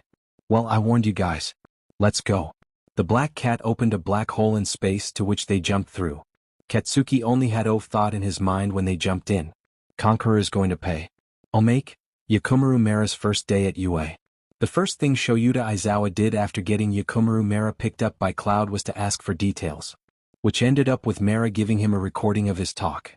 He did watch it with the Nedzu and the faculty, and they already decided that they found the prime minister they were looking for. Because holy shit, that was glorious. Nedzu cackled like a psychopathic maniac for a long while. The teachers weren't any better though, as they also were laughing their asses off at this. The Vigilante Alliance's chat room, Table of Rejects chat room and League of Villains chat room must be on fire as well, with everyone deciding that the witch was finally roasted like she deserved. They quickly decided that they will get him the job assigned officially tomorrow. If he stood that witch for so long, he can take the job, but for now, Eraserhead will show him around. Okay, so here's our living quarters, spoke Eraserhead as he motioned around the building. The living quarters for the Steph were huge. He didn't live there, he had his own home with Emmy, but this one ID good for tiresome nights. Mera looked around him at the luxurious building before whistling loudly. Cool. Principal Nedza definitely doesn't hold back any expenses. Something definitely the witch doesn't. He is just taking whatever chance to shit on that woman, isn't he? Then he'll get along with Nedzu and Karma just fine. Good to know. Eraserhead nodded his head. Then they moved forward. Here's a janitor closet where we keep cleaning materials. And I will warn you in advance, if you hear some weird noises and grunts coming from there, do not open it. Especially if they sound like All Mights, warned Eraserhead before shivering in existential dread. He witnessed once the symbol of peace spit roasting Ryukyu inside, and he couldn't bleach the images out of his head. Well, it didn't suck more than Midnight and Sir Night-Eye. Midnight was a top and he knew it, but why the F did she have to remind him? And how the F did she get the one person who's as straight as a rod to go along with her? Mera blinked at him, noting the traumatized expression. Okay. Got it. I definitely won't open it without supervision. Actually, I won't open it at all. Eraserhead nodded in satisfaction. Alright, now we have Teacher's Lounge, or as we call it, No Dash. Oh my god, exclaimed Mera in shock as he pushed past Aizawa before looking at specific machine. What is this? Eraserhead blinked several times in surprise before answering calmly, but with a hint of confusion on his tone. That's our coffee machine? Well, to be fair, this was the coffee machine. The ultimate and greatest masterpiece in the market. And was improved by both Power Loader and David Shield as well. Mera quickly pulled out his walked with a grin. How much? I really would love to have it. Oh no. It's free. You can make yourself a cup whenever you want, Eraserhead assured with a wave, but stopped quickly when he noticed that Mera started shaking. Mr. Mera? Are you okay? Yes, shouted Mera as he pulled out a holy asmug from his pocket. Power. Unlimited power. Yes, declared Mera as he cackled maniacally while making himself coffee. Eraserhead stared for few seconds before he pulled out a mug of his own from God knows where and grinning widely. I like you already. Now make space. Oh yes, Eraserhead just found his best buddy. Okay, if this is the whole batch, then allow me to give you a few important warnings, spoke the cat to the young men in front of it. First, the Lost Realm is extremely dangerous with a lot of monsters in there. The hollows are just one problem you'll find, but still a problem, everyone nodded. Second, this travel isn't a simple warp gate, so you shouldn't get lost from the group through the journey or you'll be lost forever between dimensions. Everyone nodded again. And third, you're going to end up fighting the Espada people like All Might, so you might want to draw back now. When nobody withdrew, so the cat sighed in defeat and nodded its head. Well, I warned you guys. Let's go. The black cat motioned with their paw, then it opened a black hole in space to which they jumped through. Katsuki only had one thought in his mind when they jumped in. Conqueror is going to pay for all he did.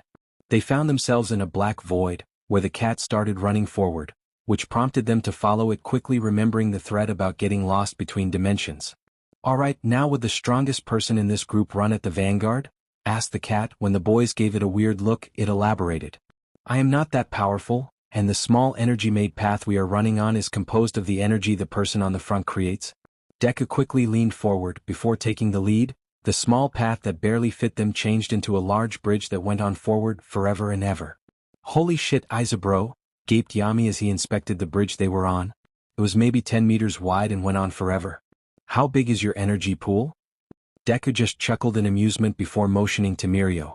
I'm pretty sure that Mirio-kun could achieve a similar feat with his own quirk power. His stockpile is pretty large after all. Mirio Togata just deadpanned. Not as big as yours apparently. I heard your power stockpile is pretty much bigger than mine. He seemed salty about that, but Deku wasn't really bothered or something by it. Yeah, still. It's pretty manly. You are giving us a very comfortable and easy ride using your own power. It's the best thing a man would do, declared Izuku while smashing his hardened fists together. Well, we surely aren't getting lost or dropping into the void, so I'm not complaining, added Denki with a nervous chuckle. How big of a path do you think you can make, Baku bro? Katsuki just shrugged while glaring ahead, running in the middle of the group. I don't know, but from sending how much energy the nerd is letting out, I can probably make a path half as big for, probably 2 hours before I'm tired. My quirk is exhaustible, unlike Mirio and Izuku. The car could only feel a nervous sweat drop trickling down their brow at that as it started at the youngsters in front of it. The kid in a business suit is a monster made flesh, the Minimite is barely behind, and the kid in orange has potential to reach similar feats with the right training. The kid with a black sword is also full of potential. The hardened kid and lightning kid aren't all that, but have potential too. Maybe they can damage Conqueror's base and slay some of his espada? The cat shook its head. Too early to say. I must first get them to the Lost Realm. Then once we get there, we must go through the dangers of its lands before we think of attacking Conqueror's stronghold. But even then, seeing their potential, maybe they can reach their true powers in there? The Lost Realm is the home of quirks after all. As the cat was busy thinking that, the boys were chatting together while running through the bridge that Deku had created, which had the heroes in training feel a bit too intimidated by his seemingly infinite pool of energy for them. So what do you think this Lost Realm looks like? Asked Yami as the group ran forward. Well, it would most likely look like a ruined zone of the sorts, so most like deserted land with monsters frequenting its deserts and woods. With a lot of mindless creatures capable of leveling buildings running around murdering other creatures, grinned Izuku. My dear Junior, your imagination is gloomy, deadpan Mirio while giving Izuku a, are you serious right now or just messing with us for kicks? Look. I mean, I get it's called the Lost Realm, but this is very depressing. And you're probably wrong either way. Less wrong than you might think, mused Deku before looking at Katsuki in interest. What do you think, Katchan? What does this Lost Realm look like? Katsuki just shrugged his shoulders carelessly while glaring daggers ahead of him. I don't know what that shithole looks like and I don't care. The only thing I care about right now is getting there, blowing up everything in my way, then saving Mira and Psycho from those idiots. Dude, Denki looked at Katsuki with a frown. I get that you're worried about them, but can you please relax a bit? We'll get there and save them. But if stay tense like that you'll burn out before you could do anything. Katsuki just groaned loudly before sighing louder in exasperation. I know, but I'm worried. Only God knows what the F is going on with them right now. How the F do I know that we aren't too late and they already are brainwashed by that? If that's the case, we take them by force, then we have Eri-chan rewind them few days ago before the brainwash was put on, answered Deku simply with a smile. Katsuki opened his mouth, but no words came out. He tried to speak few times before he quickly closed his mouth, not finding a rebuttal. Yeah, Eri-chan is practically the coolest healer ever, mused Mirio with a smile. You can say that again, laughed Yami with a grin. Then he looked at the cat with a curious expression. How long would it take us to get to the Lost Realm, Pamela-chan? The cat turned her head to look at him before replying. Maybe an hour, maybe a day. It honestly changes from each trip. But don't worry, time here flies by 2,000 times faster. So 2,000 minutes here is just a minute in your world? Everyone looked at the cat in surprise. But before they could say anything, the end of the bridge finally wet them, and they went through a white blinding light.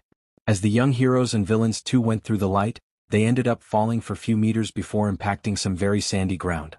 They coughed and sputtered the sand before looking around them. And they started inspecting the new land in front of them. Welcome to the Lost Realm, young gentlemen. Hope you have. Well, it definitely won't be pleasant, but hopefully you have a fruitful stay in this world, declared the cat as they started looking around. An unchanging night was covering the sky, an endless white desert is covering the ground. The boys realized that the landscape of the Lost Realm is a seemingly never-ending white desert, with a multitude of dunes, littered with boulders. In this realm, the moon is on the opposite lunar phase of that in the human world. The vast desert lacks any bodies of water and contains rocky formations, explained the cat. What? Shouted Denki in panic. If there is no water, then how will we survive in here? I didn't pack up that much water with me, just a bottle. We are gonna die of dehydration. Unlike in your world, the atmosphere is filled with a high concentration of chaos energy, thus allowing creatures in this world to gain nourishment despite the lack of food and water, sighed the cat. Similar to human world deserts, active life in the Lost Realm is few and far between. Hollows and other monsters generally dwell below the surface or in other areas until something provokes them to leave their shelter, like the intrusion of a foreign entity. All hollows dwell in the lost realm regardless of their shape, size, or power, added the cat as they started walking. Wait, spoke Mirio in surprise. The cat turned to him questioningly, so he continued. You're telling me that hollows aren't something that Fornicras came up with, but things that already exists? The cat nodded. Yes, hollows are generally beings that is normal creatures from this realm, but when they give up their own morals and goodness, they hollowfy. Fornicras is just doing that artificially to humans from your world. Sheesh, that guy is turning out to be more of an idiot the more we know about him, grumbled Denki with a pout. Hopefully we get to kill him then, shrugged Yami as they were walking. Not only would we get rid of an idiot, but Conqueror would lose a lot of manpower without the guy making him more pawns to use. Doubtful, the cat said. Hollows already exists, which he can just recruit. He has Vasto Lord Hollows working for him, so the small fries will listen without hesitation. Why would the people of this world listen so easily? Asked Ijiru in confusion. The Lost Realm has one law and only one. The strong rules over the weak. This place is ruled over by the strongest, and Conqueror had this place under his control for years, explained the cat, surprising everyone. Oh. I know that Conqueror was sick and dying for years, and he only became so powerful with his newest vessel. How did he declare himself the emperor of this place? Asked Denki. Espada No. 1 Entropy. More known as Hokori Sosa. She is some adopted ward of Conqueror. Everyone gave a surprised look at that. The cat just contented. She is around 27 years old now. She was probably the first hollow created by Fornicras. But unfortunately she is too primal for her own good. Hey, is it just me or is this place feels good to be in? Asked Ijiru. When everyone else looked at him strangely, he elaborated. I don't know, but I feel great in here. Stronger somehow. Because this place is full of quirk energy. I can feel it too. Just walking in here is filling me with strength, remarked Katsuki as his body started sparkling with energy. As particles of blue energy started getting attracted to him from thin air. Alright. You specifically are a chaos energy user. I guess you could power up by converting the enormous, almost limitless, source of chaos energy in the air to energy in your reserves, mused the cat. Wait, he can do that? What gains would that entail? Asked Deku, intrigued. Mostly power up his body and increase his energy pool exponentially. But for people whose pool is already large, you can increase the potency of your aura pressure, explained the cat. I see, nodded Deku before looking around him. Now where do we go exactly? You said you know where Conqueror and his base are. So why not tell us? Asked Deku to the cat, who sighed and pointed its paw forward. Everyone looked forward and gaped at what they were seeing, which they somehow missed previously. What the hell is that? Asked Yami with the expression of absolute shock on his face as he stared ahead of him with eyes filled with amazement. The reason for shock and amazement? It was the massive fortress-like castle which can be seen for miles. It consisted of a main building with a domed center surrounded by several large towers and smaller buildings. Atop the dome are 5 smaller towers, which appear to contain the important areas like probably Conqueror's throne room, and the Espada meeting hall. Like everything else they saw so far in this realm, the main building is colored white. The castle was an exceedingly large structure, appearing to be probably as large as if not larger than an entire city like Mizudafu. That's El Palacio. The base where Conqueror and his army reside, and where Mindscape and Spyglass are being held, declared the cat. And here I thought Nedzu was compensating for his small size with his large buildings, deadpan Katsuki as he stared at the castle.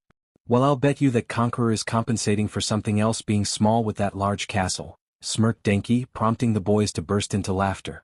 The castle is pretty far away, so you might want to start moving fast, advised the cat. Right? The boys said before speeding forward with their quirks, except for Ijiru, who was carried on Mirio's back due to not having any speed-enhancing ability. Sorry for the bother, Togata-senpai, apologized Ijiru as Mirio was flying forward at high speeds with Ijiru on his back. Nah, don't worry, it's fine, assured Mirio with a grin as he sped forward with Float and One for All in the same time. Denki was speeding forward, running with lightning-enhanced speed along with Katsuki, who was using Flash Step to blur forward along with Yami. Izuku was flying forward much like Mirio, carrying Pamela in his arms. So you're saying we go straight to the large castle, cat lady? Asked Mirio for confirmation. Well, if we aren't interrupted rudely by some hollows or something else, then yes, nodded the cat. You think Aizawa-sensei is pissed at us for leaving like this? Asked Ijiru, looking at his friends with a nervous smile. Mirio and Denki gave a nervous chuckle while Katsuki cackled loudly in amusement. Oh, trust me, the hobo teacher's gonna be furious when he finds out. Katsuki said with a smirk. He'll probably expel me too, but that's just a phone call to Knuckle Duster so I could join his vigilante alliance. Catch on.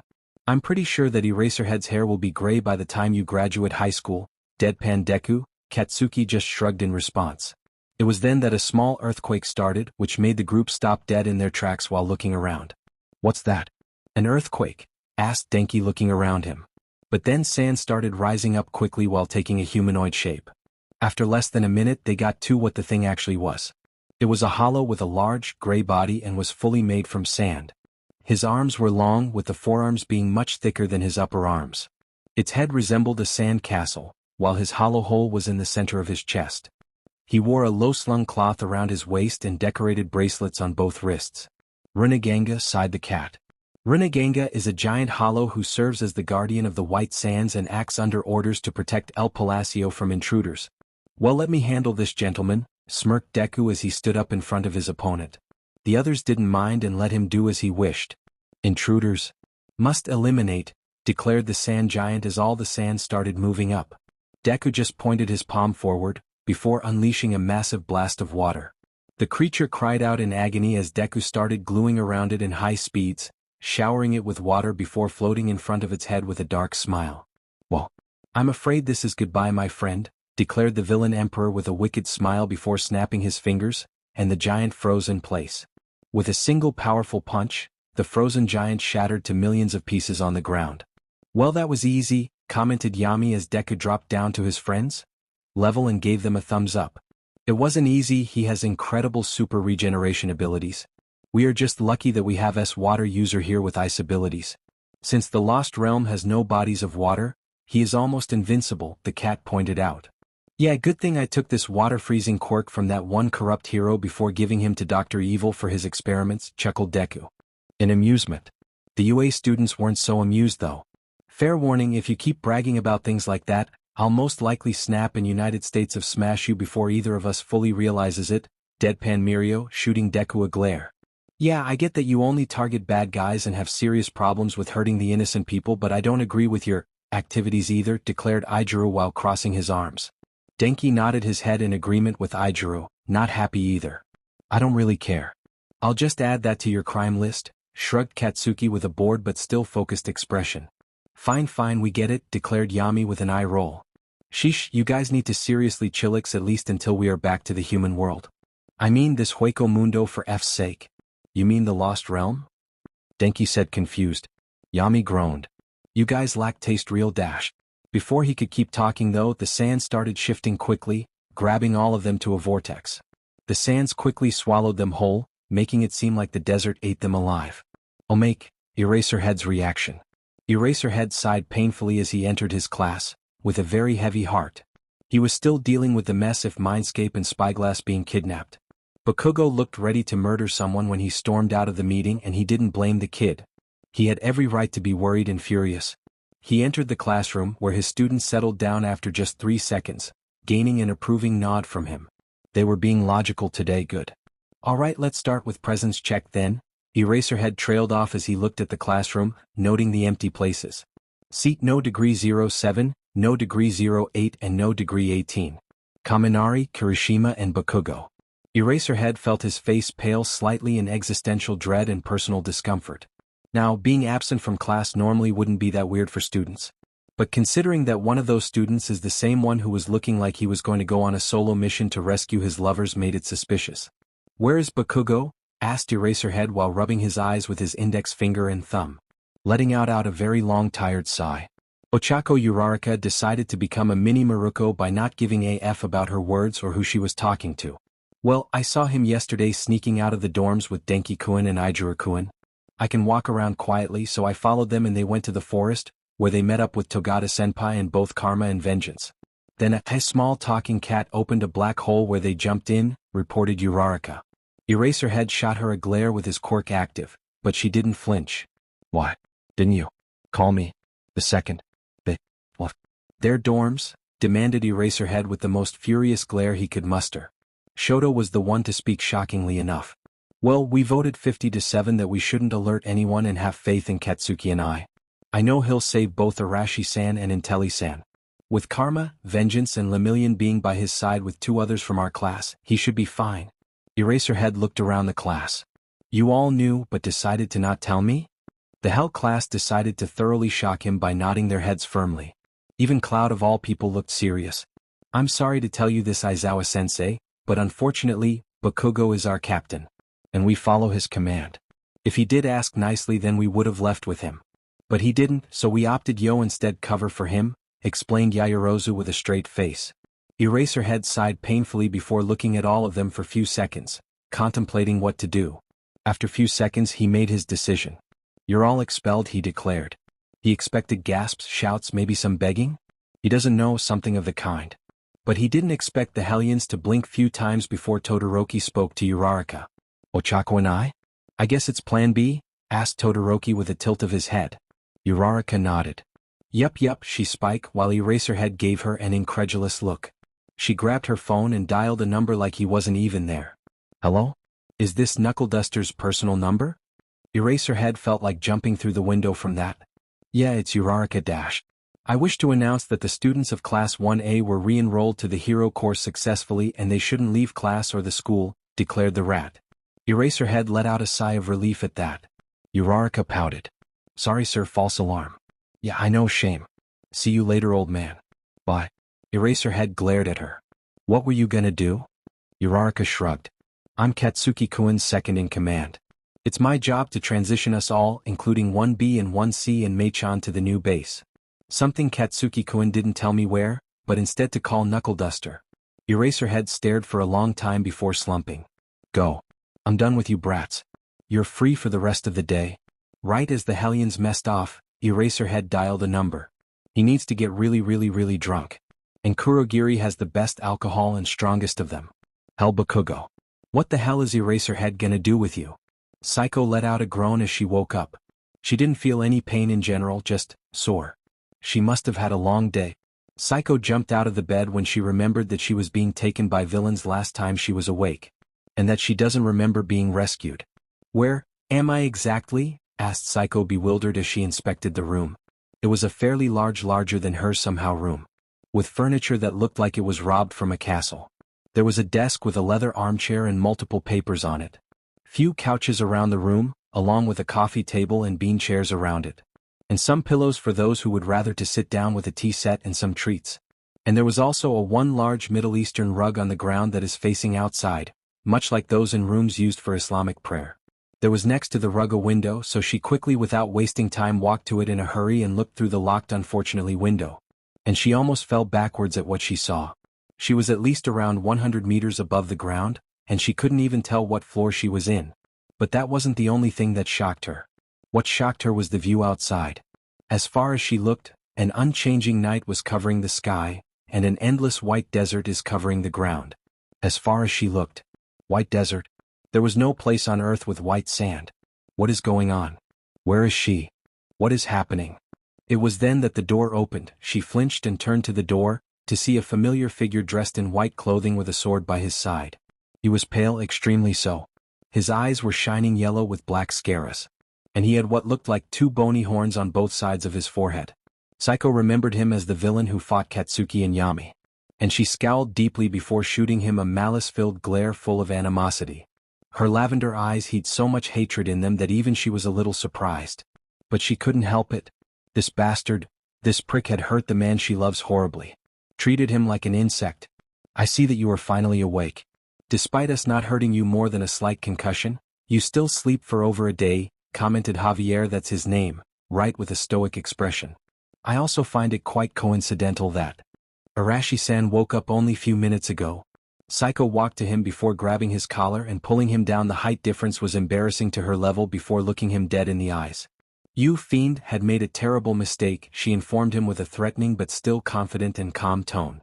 When he didn't react, she continued. My lover and his friends will be here soon, and when that happens, you all will be sorry. Javier didn't really seem bothered by her words, so either he was confident in himself or he was just extremely good at schooling his facial expressions. I highly doubt that, the villain said with a casual tone before unbuttoning his shirt. When was gonna ask what he was doing, he opened it slightly to show a tattoo of the number 6 on his left shoulder. What is this supposed to be? She asked cautiously. She already has a good idea but she doesn't feel comfortable with it. As she let go of Javier, he stood upright before replying while fixing his shirt. Exactly what you think. This tattoo shows my rank among the espadas. I am the 6th in rank, which means that there are 5 others stronger than me. And that's without mentioning Lord Conqueror as the strongest in the Lost Realm. Psycho opened her mouth, but she was beaten to it by someone slamming the door open and storming in. Yeah, and I don't give a crap about if you are the 6th, 1st or whatever. Katsuki will come to save us, and when he does, you'll be very sorry. Mark my words, shouted Mira as she stormed into the room surprising Psycho. Mira, you're here, smiled Psycho, to which Mira grinned. It was comforting to know she wasn't here all alone. Yeah, good to see you too. But I don't know where the F are we, scoffed Mira before glaring at the only male in the room. She pointed her finger at him and spoke. Alright idiot, time for answers. Where the F are we, why did you kidnap us, and why the hell are you here? Psycho finds it admirable how fearless Mira could be at times, but she probably should work on her tact. She was talking to her kidnapper, in an unknown location without an escape route at the ready. Some caution couldn't hurt. To answer your questions chronologically, you are in the Lost Realm, started Javier. The girls gave him a questioning look, so he elaborated. The Lost Realm is a realm that is located between the 7 worlds of existence. The is the human world, heaven, hell, the Lost Realm, the cognitive world, the forbidden realm and the divine realm. The Lost Realm is located between hell and the human world. It's a place that once before millions of years was a prosperous world, but the power apocalypse annihilated it from existence. Now, it's only walked through by hollows like me and some others, as well as some demons and sinners that managed to not be dragged down to hell. There was a pause after his first explanation. An awkward one, as the girls didn't know what to say. They could just look at him for a few seconds wondering if he was kidding or serious. Because that sounded like absolute bullshit to them. What are the other realms? I know the first 3 and you explained the 4th, but what about the other 3? Asked Psycho, bewildered but curious. Mira didn't give a shit, but decided to shut up and let Psycho satisfy her curiosity. It's not like they had much to do here, did they? Well, I don't see a reason you not tell you, said the villain calmly, before he started narrating his story. Once upon a time, before those realms were created, there was only existence. There was no hell, heaven or anything in between. There was no such thing as life and death. There was only the void, something I am very knowledgeable about. The 2 girls took a seat while listening. That sounded like an interesting story, and they should pass time until Katsuki, Mirio and maybe Karma with their friends storm this place. Plus, this sounds like a good source of information. Then the world was created through the power of the realm's king. A being that was so powerful that his power was called limitless. He created each realm in a day and separated them through the void. Your own human realm, with all its galaxies and universe and alternative universes, is nothing but just one of those realms despite being infinite itself. The girls felt a little shocked by that. Scratch that, they were very shocked by that. What the hell? This human realm is one of the 7 realms. It is located perfectly in the middle. It's a realm where mortals live their lives and is basically the center of the circle of life and death, making it an important place for the balance. Wait, if our world is in the middle, then how is this place between it and between hell? Isn't hell supposed to be the bottom? Asked Psycho. True, the villain nodded. That's why I'm going to explain this that way. The human world is perfectly in the middle, then beneath it is the Lost Realm, then beneath it is hell. Which is one of 2 realms, not something that could be entered or excited. Then above your world you have the cognitive world. Then there is heaven with the forbidden realm besides it. The cognitive world is where souls in heaven had died due to some demons managing to get there, waiting to be reborn for a next life. In hell, there is no such privilege, as you are just respawned for more eternal suffering and repenting for your sins. And what is the forbidden realm? Asked Mira skeptically. That sounded like a strange name to her, to be honest. The forbidden realm is the realm where divine beings from the divine clans reside, replied Javier calmly. Divine clans? What are those? Asked Psycho. This is turning into a huge confusing headache, which prompted her to just start writing everything down. The divine clans are clans tasked by the realm's king from the start of time to watch over the balance of things in the universe. Life, death, judgment, reincarnation, creation, destruction, evolution of beings in the mortal world, all those are few of their tasks. And each clan of those has one of those tasks assigned to them. That realm is forbidden to be both entered and exited. The people in it can't interfere with the other worlds no matter the reason, explained Javier calmly. Wait, if you don't mind me asking, how do you know so much about the world? Asked Mira. I am an espada, which is a title where the being of the lost realm is given such a title is given the highest form of acknowledgement in this world. The Espada govern different forms of death, which are 10 mortal causes of death that, in turn, make up the Espada's abilities, ideologies, and very reasons for existing. They are as follows: solitude, old age, sacrifice, arrogance, fear, void governed by me, despair, destruction, intoxication, madness governed by Salaporo Grands, greed, old age governed by entropy, rage, and there are more.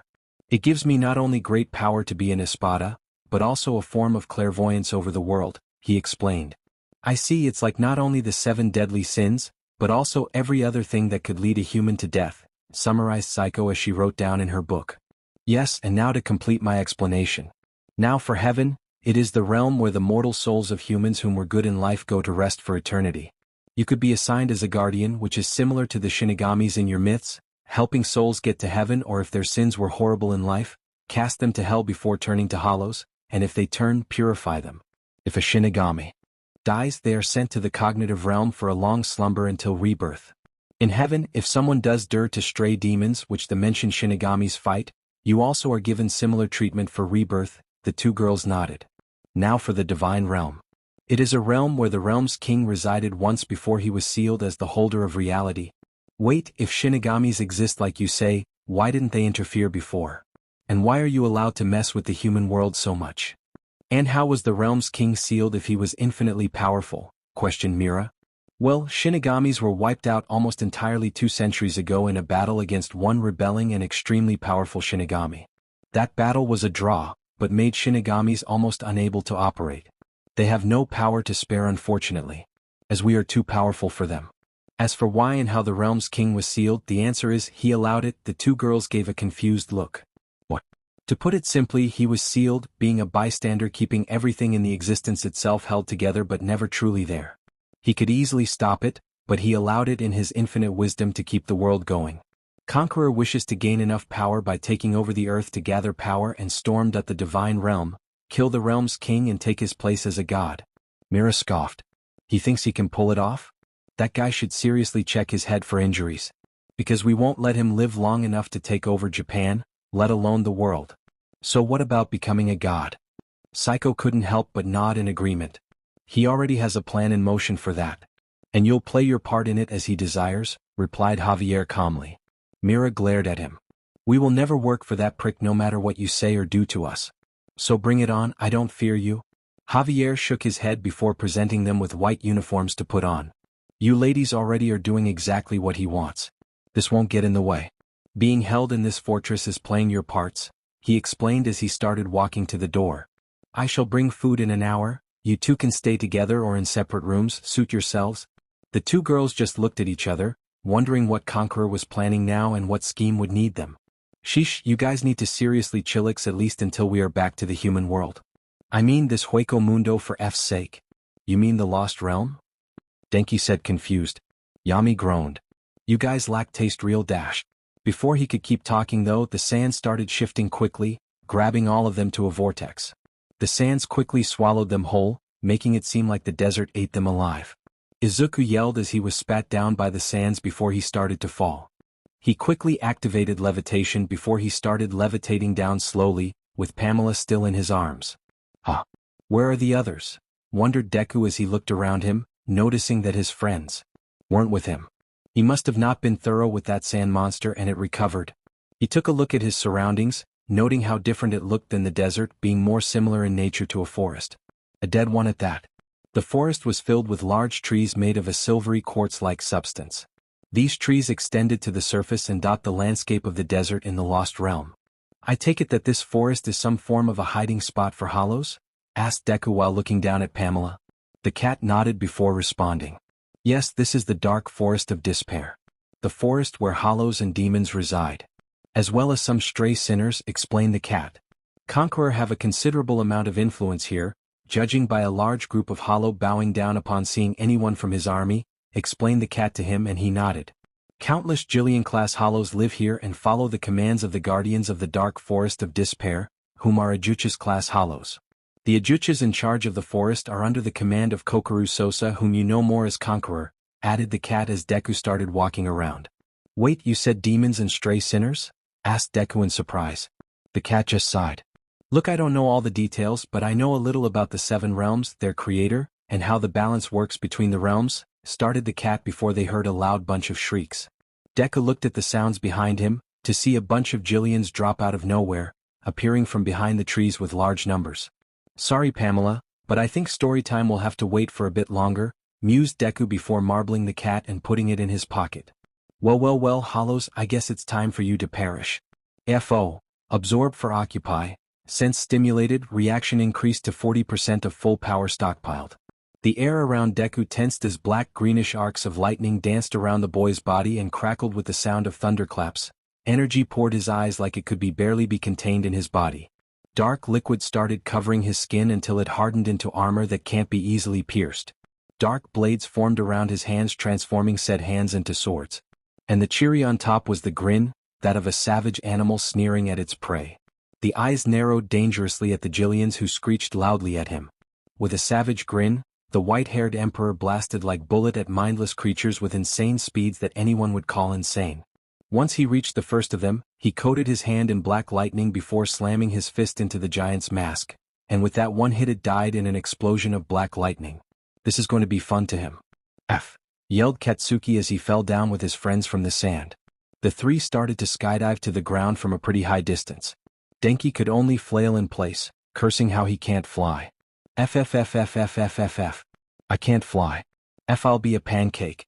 Kirishima hardened his body, ready to take the brunt of them impact for his friends, but just as they were about to hit the ground, they stopped. Shit. Fu. Ha.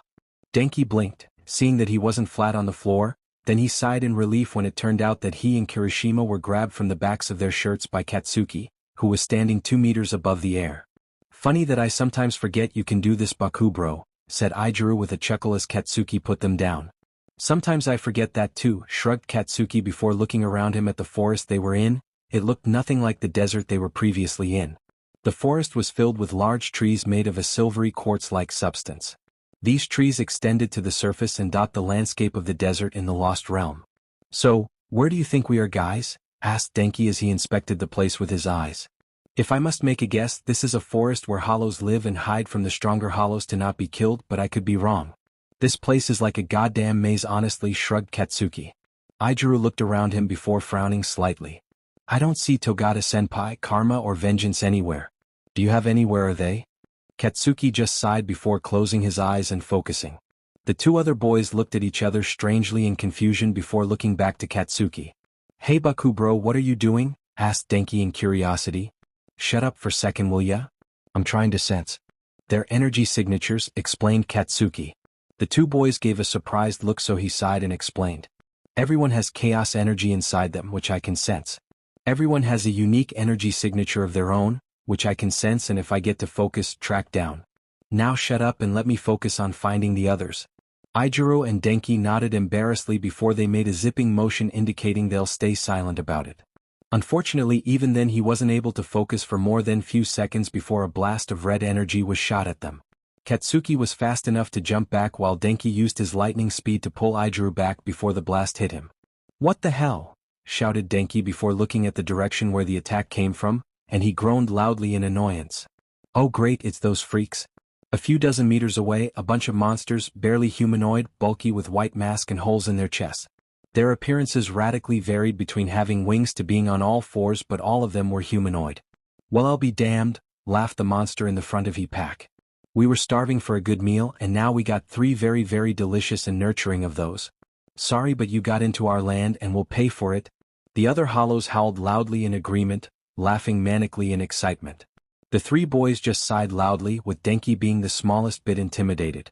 Well, I guess it's the manly fight then, declared Ijuru before hardening his whole body, but much to his shock, he found going into unbreakable as easy as breathing or flexing his hand. Hey guys. I can use my quirk to the max output without exhaustion. What about you? Denki blinked before activating his lightning armor, and was surprised to see the yellow electricity turning into nothing but white blinding lightning, with its voltage being far above his normal limits. With a conspirational glint in their eyes, the 2 boys looked at Katsuki, with the blonde bomber unsheathing his sword before holding it in front of him. He put his left hand on the blade before running his palm on the flat of the blade, coding in energy. And then, as the sword started to glow a brilliant golden-orange light, he stabbed the sword down and quietly whispered a sentence. Ignite like a flame, create an inferno. Combust like none other before and destroy my enemies. Blast everything in you path and don't quiet. Give in to the rage and feed on it. Zambaku Kubikaru Bocho.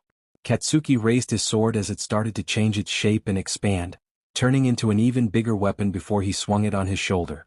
His two friends took a look at it before they whistled loudly.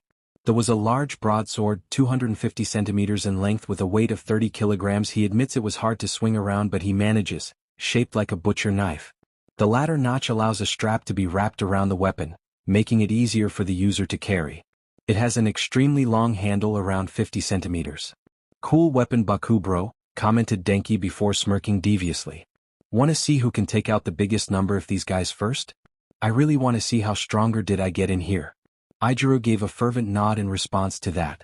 Katsuki just gave them his signature feral grin, which they ended up mimicking after few seconds.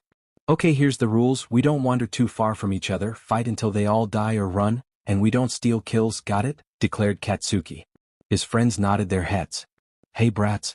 Don't get cocky now, Beck Dash. The leader Hollow started but was quickly silenced as he was decapitated by Katsuki, who flashed in front of him at lightning speed and cut him in half with his sword. The others were startled, but couldn't do much more than step back from Katsuki before Denki appeared between a pack of them with a thundering sound before spreading out his arms widely with a manic grin. Indiscriminate shock. 10 million volts. The attack landed. 10 hollows that had enough power to storm Tartarus and get back unharmed were fried by lightning before decaying into black smoke in the air. Despite not having flashy moves like his two friends, Ijiro found that his physical attributes had increased exponentially, something that he was using to smash through the monsters like he was a cannon bolt without being harmed. In less than 10 minutes, they defeated a small legion of monsters strong enough to give maybe top heroes a hard fight. Well, I must admit that this place is pretty cool. Our quirks are insanely supercharged here, it's almost unfair. We should have brought Todoroki and Uraraka. They would have been monsters in here, laughed Denki before noticing Katsuki walking away with Ijiro. Huh. Wait. Don't leave me alone here, guys, yelled Denki frantically as he chased after his friends in a hurry.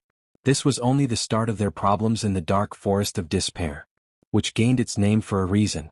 Well, that was easy, commented Yami as Deku dropped down to his friends' level and gave them a thumbs up. It wasn't easy, he has incredible super regeneration abilities. We are just lucky that we have water user here with ice abilities.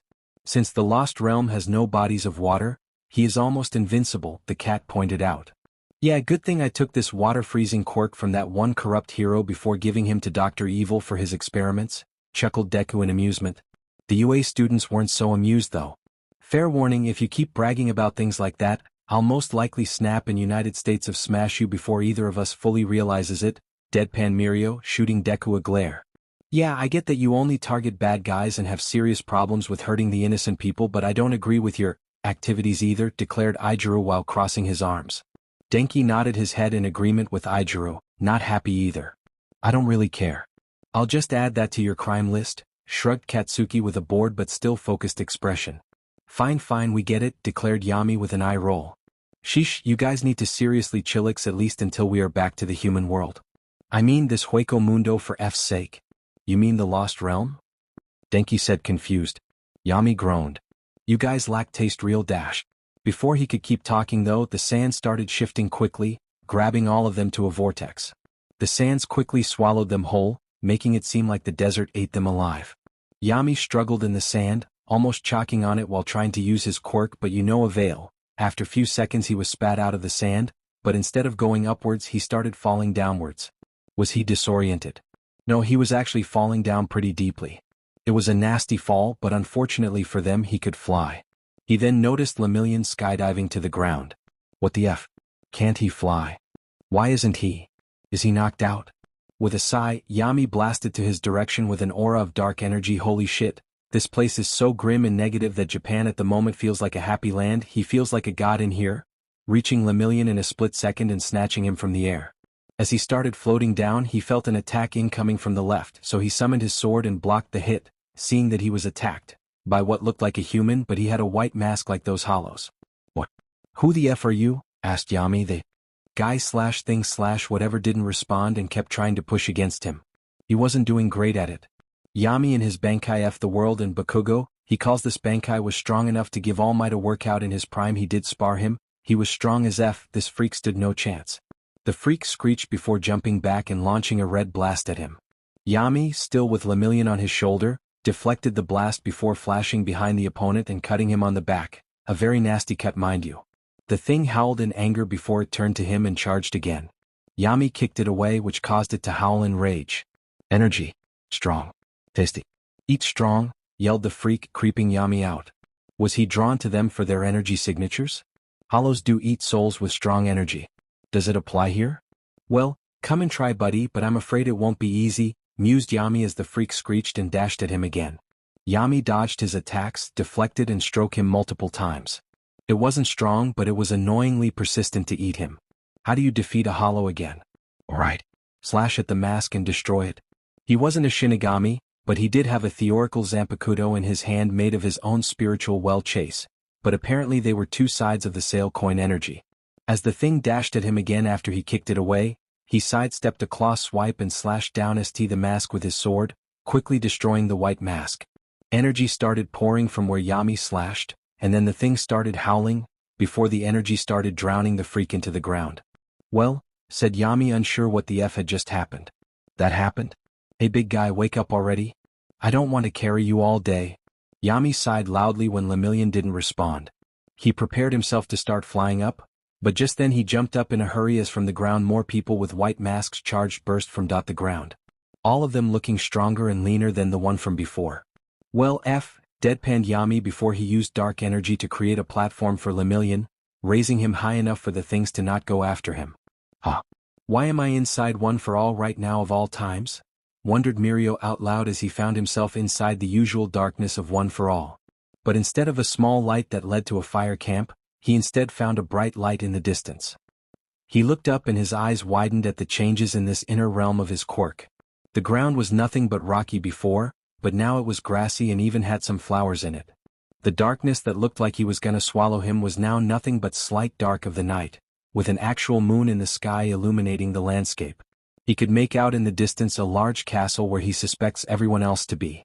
I hope I can fly here, muttered Mirio, noticing that he was fully materialized in here this time instead of half his body being smoky for lack of a better term.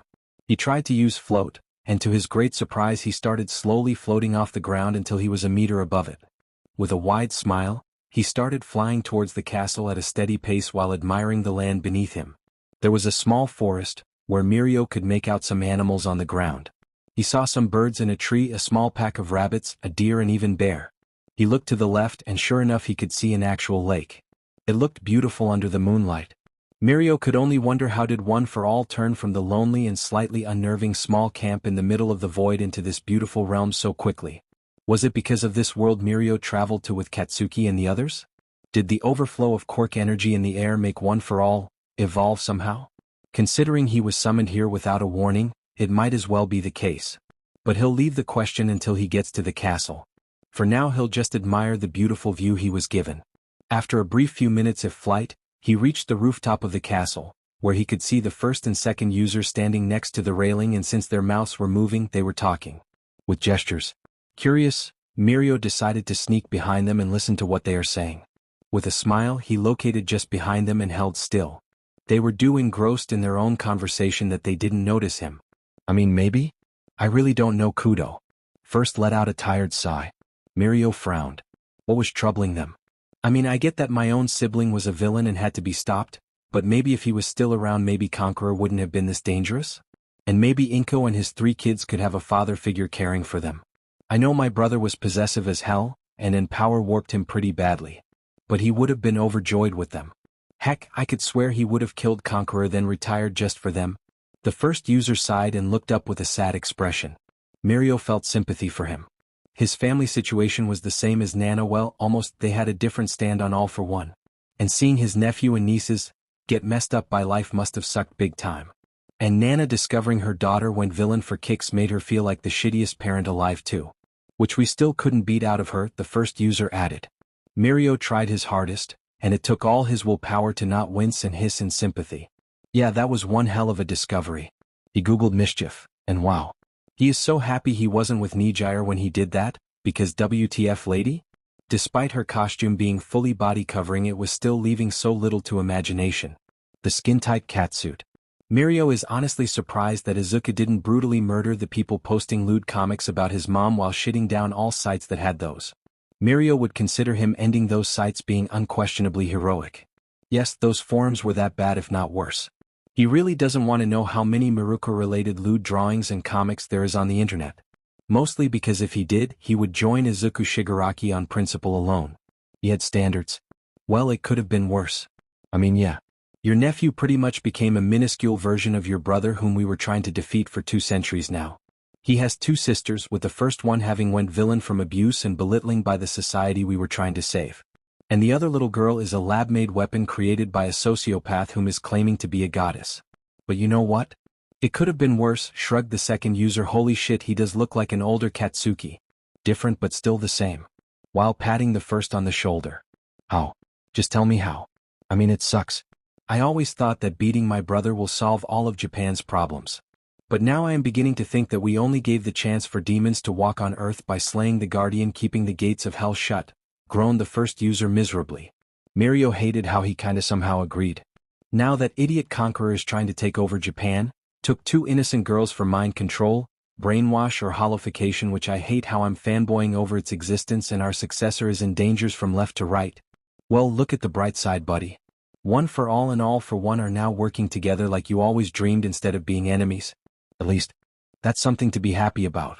And who knows, maybe after this war is over, we can get your nephew to rehabilitation while framing that witch. Maybe get all his league to therapy while at it, assured the second user. Mirio could only dream of the possibility. Unlike what people think, he didn't hate Izuku. He hated what the world pushed him into being. Honestly, if the kid tried to turn over, Mirio will use his future symbol of peace status to get him help, and be there to help him all the way. Izuku Midoriya / Shigaraki is a talented and terrifying person.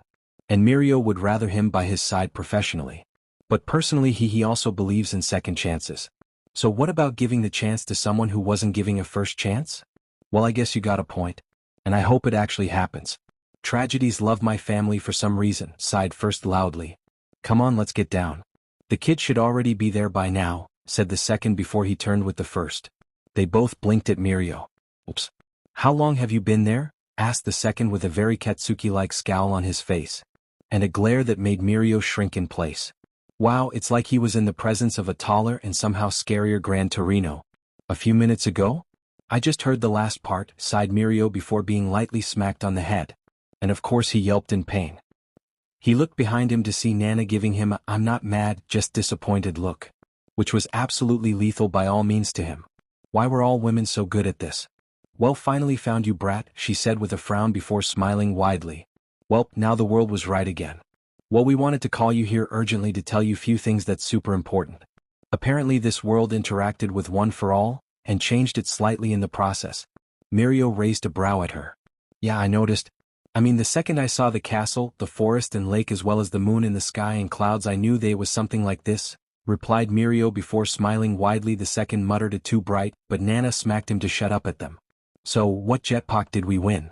I felt One for All slightly more natural to me since I landed in this so-called lost realm. And the others' quirks got some form of boost to them. Either in power output, adaptability or control. Did something similar happen with me? The 3 dead heroes looked at each other before Yoichi spoke up first with a wide but still a bit too nervous smile for Mirio's taste. Well, we have good news and bad news. Which of them you want to start with? Oh boy, what happened this time? Let's get the bad news over with quickly. Mirio settled on that after few seconds, sighing loudly. He can take whatever bad news happened. Well, you kinda lost Atchis to Black Whip and Smokescreen until you get back to our original world. We tried to see what's the problem, but for some reason all quirks in One for All are practically useless. You only have Float for some reason being the only active quirk, along with Permeation and One for All, explained Yoichi with a nervous laugh. Well, crap. Well, snap, declared Mirio with a flat expression before sighing loudly in defeat. Well, at least there are good news, right? What are the good news? Or did you already tell me? He didn't expect the shit-eating grin that bloomed on Second's face. But he was starting to get a very good feeling from that look in his eyes. This must be good. Nana was the one to speak. Well, you were right about the adaptability increase. You were already halfway through managing to use one for all. So your adaptability doubled to full. Mirio gave her a shocked look. Wait, she didn't mean. Congrats, buddy. Bone breaking is no more. Gone to never be missed like Toshi. Have fun with that. Mirio will. Goodbye, bone breaking, you will never be missed. Never. Okay, this is phenomenal news. I can live without Black Whip and Smokescreen for a day or two until we are back to our world, grinned Mirio before blinking. Wait. I was falling when you guys summoned me. Who is piloting my body? The trio blinked at him before Yoichi quickly snapped his fingers, causing Mirio to disappear from the realm of one for one. So, wanna play Monopoly? Asked Nana with a smile. Kudo just glared at her. I'll be watching you very closely for cheating, Nana, he warned. Nana gasped loudly. How dare you? I never cheat. Yoichi sighed loudly at her words. Nana-chan, last time you stole 2 properties from each of us and somehow managed to pickpocket Bruce from his dollars. My goddamn brother wasn't that bad in cheating Monopoly. Nana pouted and crossed her arms before walking down the stairs to the castle. Yoichi and Kudo sighed before they started walking to the entrance of the castle themselves. As they walked, Kudo gave Yoichi an incredulous look. Hey man, knowing how much of a nerd you are, why didn't you tell him he has ki blasts now? I thought you'll explode at him the second he shows up, asked Kudo. Yoichi was a manga and anime nerd to the core of his soul. Him not taking the chance to nerd about an old forgotten franchise was as likely as hell freezing over. Yoichi just grinned like a fool, before pulling out a camera. To see his and Izuku's reaction, of course. Their faces will be for the history books. Or at least the hall of our castle. Kudo blinked before he slung an arm over Yoichi's shoulder with a devious smirk on his face. Oh, this sneaky little. I just remembered how we became best friends in just a couple months before that idiot Destro got you killed, laughed Kudo. This should be interesting. When Mirio woke up, he was greeted by the sounds of fighting. Groaning, he stood up to see Kurogetsu in a heated fight with some bulky-looking guys that looked somewhat human, but with white masks and red eyes. He was engaged against at least a couple dozen of them, and he was doing quite alright considering that the things he heard them screech, they weren't humans, were shooting red blasts at him from their mouths or trying to hit him from melee range. Mirio didn't waste any time flaring up his quirk, one for all surging through his veins and giving him power. He remembered what Yoichi Shigaraki told him and tried to go into full output. He didn't expect energy to explode out of him, covering him in a golden aura, with his hair spiking upwards and growing slightly, or for arcs of pale lightning to start crackling around him. The energy surge he let out was loud like an explosion, and allowed him to get the attention of the things. They turned their heads towards him and he flew down to them slowly. About time, man, snapped Kurogetsu with a grin. What the F were you doing? Having a nice nap? Having a chat with your grandma? Well, he wasn't fully wrong. All Might was like a second father figure to him. Well, third, Sir Night Eye was the first, and that makes Nana his kinda grandma. I love you too, kiddo, squealed Nana in his head happily. Mirio cracked his knuckles before looking at Kurogetsu. He wasn't injured, but it's obvious that he was starting to get, well, not tired but annoyed with those things. You okay there, buddy? Asked Mirio loudly but still calmly. Kurogetsu gave him a thumbs up in return.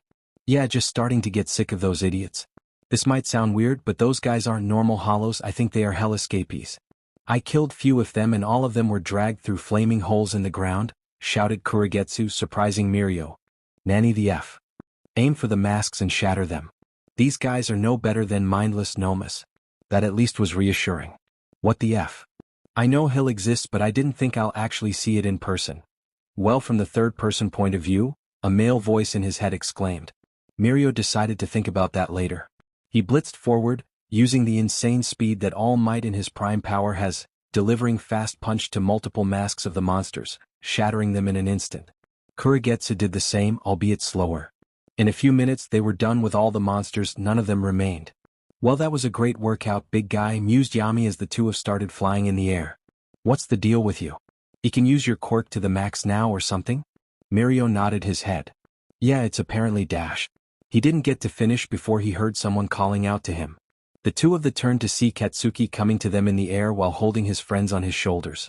Sup, I sensed your fight with the things whatever they were and came as fast as possible. I was going to Izuku's direction since I could sense him the easiest, by then I changed my direction, explained Katsuki. Oh, you can sense Izuku? Asked Yami before grinning. Lead the way and let's regroup with him. Right as he said that, a black vortex of black-purplish mist opened in front of them, which Izuku came out of. Hey, what's up? Greeted Izuku before looking at Mirio in amusement. You can safely max your quirk without troubles? Congratulations, Mirio-kun. Is everyone else here okay? Asked Mirio, knowing that Izuku has a super regeneration quirk in his arsenal. Yeah, we encountered some hollows on our way here, but other than that nothing important, nodded Ijiru. Good, then now we should try to find a way to get out of this forest, then get back on track to Conqueror's fortress, replied Mirio before he grabbed Ijiru and put him on his back, leaving Denki on Katsuki's back. Then the group flew off. My ladies, Lord Conqueror requests your presence in his dining room, announced Javier. He entered Psycho's room. The two girls were surprised by the fact that he knocked first, and that he waited for permission to enter before opening the door. Their opinion of the sixth sword in Conqueror's Amy was mixed. On one hand, he kidnapped them and hurt their boyfriend. But on the other hand, he was nothing but respectful to them. Despite Mira having tried to provoke him several times before, he didn't show any signs of being annoyed, insulted, or anything similar to that. He would bring them their 3 meals for the past week, and whenever Psycho asked him about the Lost Realm or the other realms, including the human world, he would always indulge her, not getting bored of satisfying her curiosity. He was also respectful to them, such as despite being always treated with hostility by Mira, always calls them his ladies and fulfill their requests. It was confusing, especially as he never really seemed to be that remorseful to taking them. He looked like he didn't care for anything else at all. Psycho had a theory, but she would wait. Mostly because Mira was going to snape something nasty. Again. In Psycho's opinion, hats off for Javier for stomaching Mira. She could be the brattiest and worst little shit that Psycho ever met when she wants to be. What the F? Asked Mira skeptically before scoffing, laying back on her bed. What the hell does that prick want? Tell him that first, I'm a kid. And second, I don't like him. And third, I'm taken. Should Psycho feel impressed with how much Mira could be both sarcastic and venomous, or worried that she'll probably get them killed one of these days? Thankfully their caretaker didn't seem to mind her hostility. Again. Like usual. Honestly, Psycho was starting to wonder where this guy gets all of his patience. Nobody could take bullshit like that no matter how nice. Does this guy have brain damage? I'm afraid that no isn't an answer, Lady Erasure, replied the sixth sword calmly. Psycho added another line to her notebook. Honestly, Mira and Psycho turned this to a game. 1 point for Mira if she pissed him off, 1 mine if he ignored how much of a little shit she is. Currently, Javier had 149 points, while Mira had 0. Yes, 0. That guy was a statue. Myra's reply was to throw a pillow in his face. She actually threw a pillow in his face. And he didn't block or grab. It hit him straight in the face, but he didn't react. Another point for him. 150 points for Javier. Mira is still 0. Well, that was rude, commented their caretaker blankly. Not bothered in the slightest, as he just picked up the pillow and put it on the couch before giving another one to Mira. What the F is your problem? Snapped Mira with an incredulous, unnerved expression. Javier didn't react or reply, so she continued. I was nothing but a bratty little shit this past week, but you haven't displayed any annoyance at me. What's your deal? Well, looks like Mira lost her patience first. It was a game, whoever loses his patience first loses. And Javier won. Funniest thing is that he doesn't even know he was playing with them. This is just hilarious in Psycho's opinion. I don't have a problem. I just don't feel annoyed. Because I don't feel in general, replied Javier while opening the door for them to come with him. If you explain what does that mean, I'll follow you obediently, pouted Mira. Javier raised a brow at her. Psycho understands. Mira did everything to make their apparent caretaker's job harder. Psycho won't go into details, but the most spoiled of brats would start questioning their own life choices if they saw her. But the sixth sword took her bullshit with a cool head. Her offering to be obedient? Yes, Psycho isn't surprised when he instantly answered. Honestly, she would have advised him to see a therapist if he didn't. I'm the sixth sword. And as I told you before, I govern a form of death like every other espada. The form of mortal death I govern is the void. The emptiness that could overwhelm the hearts of mortals, make them numb to the world, unfeeling as if they were moving corpses, started Javier. Mira sat straight. Psycho knows why. It hit too close to home for her liking. She apparently went through that phase when Katsuki was in the hospital pretty hard. And before she met him she was like that in Gen Ed. The anger was just a facade she used to make everyone think she did give a shit. She apparently was planning to join Karma just to get rid of her own void and find acceptance. Hearing that someone had to live like that must have hurt her feelings. Especially that she was shit to him. I am similar in that regard, living through the void. I am numb to all mortal emotions and feelings. Unable to feel any emotions, whether good or bad. I don't feel physically either, so pain and other things are alien concepts to me. To me, living is like death, I don't really feel the difference, explained Javier before motioning to the door. You promised, please don't make me pick you up. Mira didn't even say anything as she stood up and started walking. Psycho followed her, wondering what that prick wanted from the two of them. The two girls started walking out of the room with their caretaker, who was a pretty off character and hard to either like or dislike since they were cordially invited to have dinner with Conqueror. Psycho couldn't help her nervousness. She was going to meet up with the enemy and he wasn't someone to be trusted. For all she knew, she and Mira could be brainwashed through that dinner to do his bidding for him. Psycho shivered slightly at the thought. Conqueror was cruel and cared for no one. Why would he want the two of them? Was he just messing with Yue and trying to bring down their morale? Why did that man ask for us to have dinner with him? Asked Mira with a frown. Psycho wanted to know herself actually. Why would that man want to talk to them? Does he think he can turn them over? I do not know, but I know that you were requested there, so I am taking you there, the sixth sword answered calmly. The walk was a pretty long one to be honest, making them question how big this castle actually was. They don't exactly where they are, but they know that it was a fortress built by the Hollows for Conqueror when Entropy took over the Lost Realm for him. I see, replied Psycho before looking at him with a frown. So far she didn't see any indication that he liked this place or anything really, so maybe he was forced. Could she make him turn over? So can I ask, why do you work for Conqueror? So far I didn't see any indication that you are evil. Are you being forced to work for him? That would be a game changer to her and Mira actually. If they could convince him to turn over, they could leave without any problems, while he could sneak them out without problems. No, I work here as an espada on my own free will. Javier had shattered all the plans she started making on the spot. Mira looked at him in genuine surprise. Why do you work for people like Conqueror? I don't understand. You said that you don't have anything against us or our world. Then why do you work for him? She asked. Javier just replied calmly. The Lost Realm is ruled by the strongest. He is the king, so I do as he says. Plain and simple. Mira scowled. That's stupid. You don't own him anything and he could literally nothing else to gain your loyalty. Why don't you try to join us? I know that it was a bad start, but Yue believes in second chances, she insisted. Tempting, but this is my home and world. I'm not like the few cheap copies that Fornicaras created. I am a natural Vasto Lord.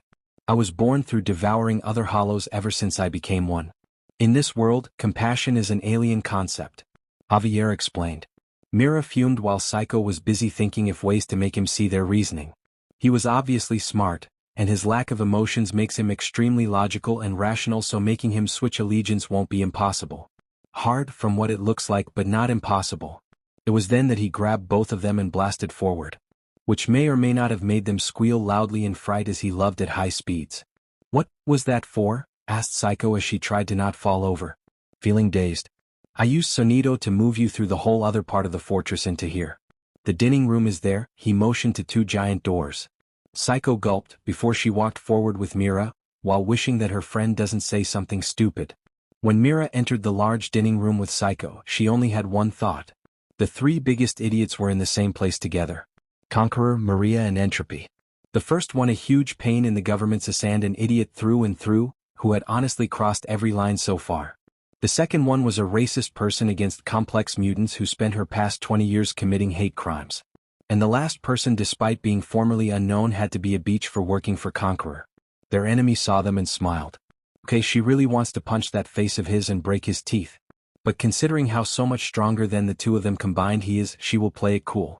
Well, hello there to our two guests. I'm sorry for not calling you sooner, but I was busy with something important. A project I was working on, apologized the villain as he motioned with his hand. And please take a seat and enjoy some quality food. I'm not sure Sixth was taking good care of you, but even then I think you could use a conversation with people more expressive. If we are talking about expressions, I want to express how almost sorry I feel for you once Mirio-senpai, Katsuki-kun and Karma show up here to burn this place to the ground, declared Mira calmly as she took a seat on the opposite end of the large table. Psycho shot her a shut the F up, you'll get both of us killed, look that she easily ignored.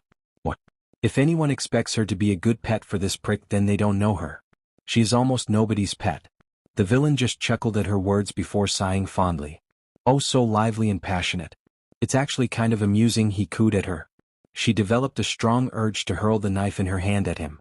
But he'll most likely catch it either way. Why did you kidnap us? Psycho is, as always, straight to the point. Welp, Guess throwing expletives is over for now. Because you are bright talents, that is why. You lack experience but you are full of potential. Brilliant minds like yours would be useful for my endeavors to be achieved, he answered calmly. Bold of you to assume I'll even do you a math equation, she glared at him fiercely. She was honestly insulted by the fact of him thinking she was going to cower in front of him. She noticed the girl, Entropy, shoot her a malicious, bloodthirsty glare. But she easily ignored it. As far as she knew, that chick was just a murder robo that worked for this guy. No. I don't expect you to be obedient yet, replied the villain while eating. She looked down at the food and pushed the plate. It could be medicine ged for all she knew. It's not medicine ged, by the way. It's not my style or preference to medicine people. But you are all right with brainwash and mind control, she shot back sarcastically. If he dies, care for her insults, then she'll keep going just to feel slightly better. Which is honestly pathetic. Small for one has an entire army of fanatics and a league of people willing to die for him without a second thought, and he didn't use any cheap mind control for that. And honestly, I would rather be his maid rather than work for you. Maria stopped eating and looked at her in disgust evident on her face. Did you see the things he is making? Those inhuman abominations he calls nomus, and not only humans but animals too. And children. You would rather serve such a man? She asked. Mira scoffed at that. Was this speech serious? First of all, you idiots have nomus too. Second, the hollows you have aren't really an improvement. And third, you are a hypocrite for having a problem with humans with complex mutations but being alright with working with a guy that has similar if not worse abominations. Maria opened her mouth but was interrupted as Conqueror spoke. Well, to be fair, I am just liquidating old funds with the nomus, not crafting them. Dr. Viper no longer works on those. Instead, she is more interested in quark energy. She despises the hollowification process but is fascinated by quark energy. Mira raised a brow at the disgusted part. Keeping a note of it for the future. What I desire is similar to Apocrypha actually. A world where quarks are no more and only people with chaos energy. Where people are judged in their worth by their own effort in gaining power, not what they were given in birth.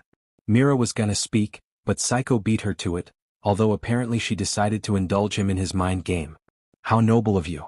But, unfortunately, I gotta read at your past file. And I am not amused. You are quirkist and racist. Honestly, you and Maria deserve each other. You should have gotten Redestro in this dinner too, as you took him from Tartarus and you would have scored a bingo. Her face had an unamused look in it. Being someone looking after others and being someone trying to satisfy his own ego and superiority complex are different things. As for the whole thing about being judged by your worth, let's agree on that single point. But that's gonna be few decades away if not centuries. And probably be only some chosen people, not a common knowledge. Mira hated that Psycho decided to agree on something but stayed silent. At least until she looked at Entropy. And what's your deal? You're not a natural Vasto Lord and wasn't kidnapped by that Dr. Freak. So why are you part of this group? Just for shits and giggles, replied the chick with a shrug. Mira gave her a surprised look. Yeah, like you heard. I just want to see the world burn in front of me. No other reason. And I don't really give a shit about going on a mode of speech. I just want the world to burn. Mira scowled at her. Well, guess everyone in this freak show are idiots just for shits and giggles. The Dr. Freak wants some bullshit perfection and you want godhood, and that green beach wants to murder for fun along with this crazy chick. Mira growled as the beach Entropy pouted her hand at her. Probably to shoot a blast, but Conqueror stopped her. How heroic of his dumbass. Just tell me what makes you think you could possibly control me? She asked with irritation. Psycho was just eating calmly while ignoring the commotion, but was in a heated glaring contest with Maria. A very heated glaring contest if Mira has to be honest.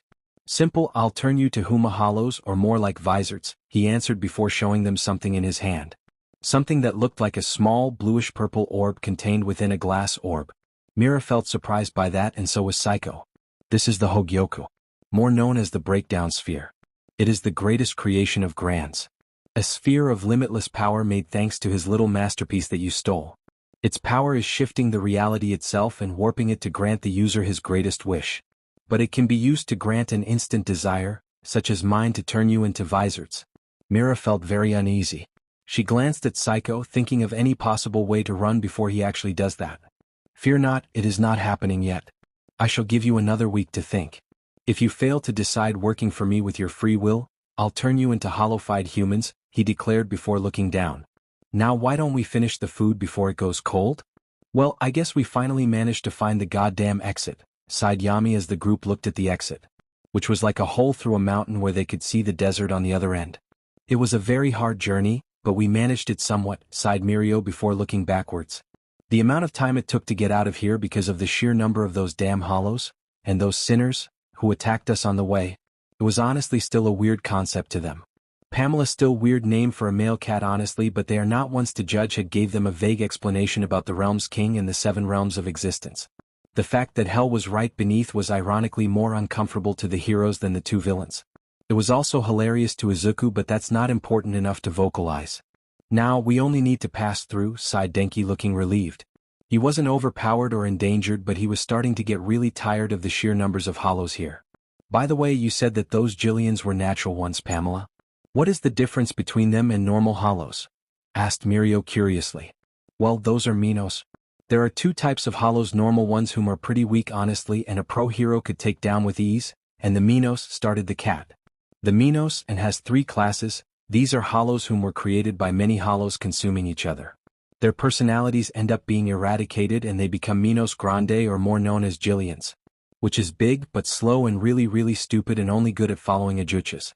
Ajuchas are basically a Jillian that managed to somehow remain its personality, normally when one of its composing souls had a strong will. That rogue Jillian feeds on other Jillians until it is an Ajucha. The Ajuchas has fully functional minds and reason, and they command the Jillians around. They are strong and fast and can fire Zero Blasts, which you already know as the Red Blasts, and some can use Sonido. Then finally we have the Vastolord class of Minos. Those are extremely rare and you might find only a dozen throughout the infinite desert of the Lost Realm. Those are as small as normal humans but the most dangerous of the bunch.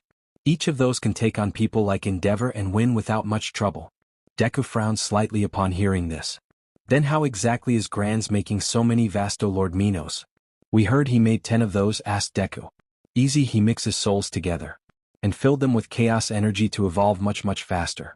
One body with one alive person is filled with multiple hollowified souls, then is experimented on by some really messed up science, replied the cat with a groan. They didn't know cats could do that. Hey Izuku, if you wish to blast that guy under us, I'll turn a blind eye like I didn't see anything, offered Mirio instantly. Yeah, no. Now that guy crossed the line. Kidnapping innocent people and turning them to half-zombie souls is just unforgivable. I'll remember your offer and most likely take it with gusto, nodded Deku as they passed into the hole. Boom. Just for a masked person to slam into Katsuki, who impressively enough managed to draw out his sword and block the assaulter's sword attack with his own. Unfortunately, the person was still moving at high speeds and ended up pushing Katsuki far backwards.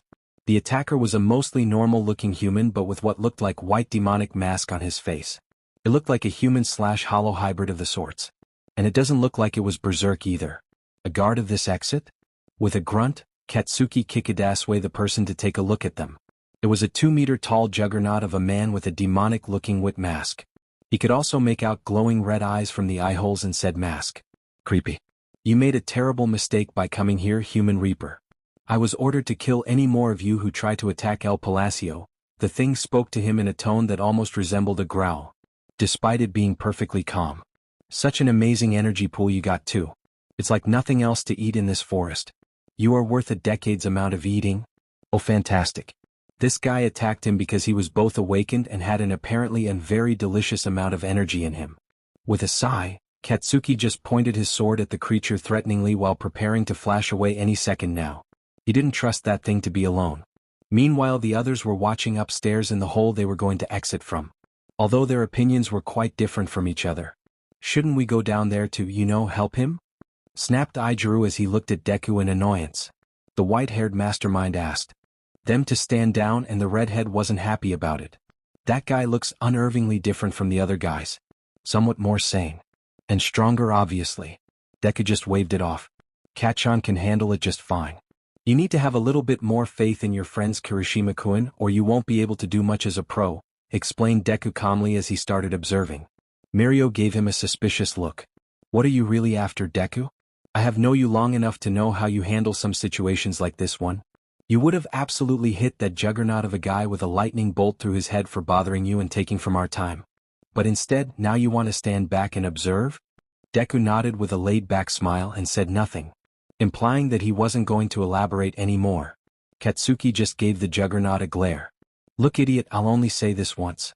Leave right the F now, as I am in a hurry, or I'll kill you. Got it? You know what happens if I cut down your mask with... Katsuki moved the blade in an angle that made it shine. This. Boom. Clang. The warning fell on deaf ears as the thing blasted towards him with impressive speed, swinging down his sword at Katsuki. Katsuki blocked the attack, but was surprisingly pressed down by its force. The juggernaut started pushing down, so Katsuki moved his sword, letting the blade slide off his sword as he sidestepped the hollow. Then he threw his left palm, gathering the energy into a sphere before exploding it point blank on the juggernaut's face. Kaboom. Fwash.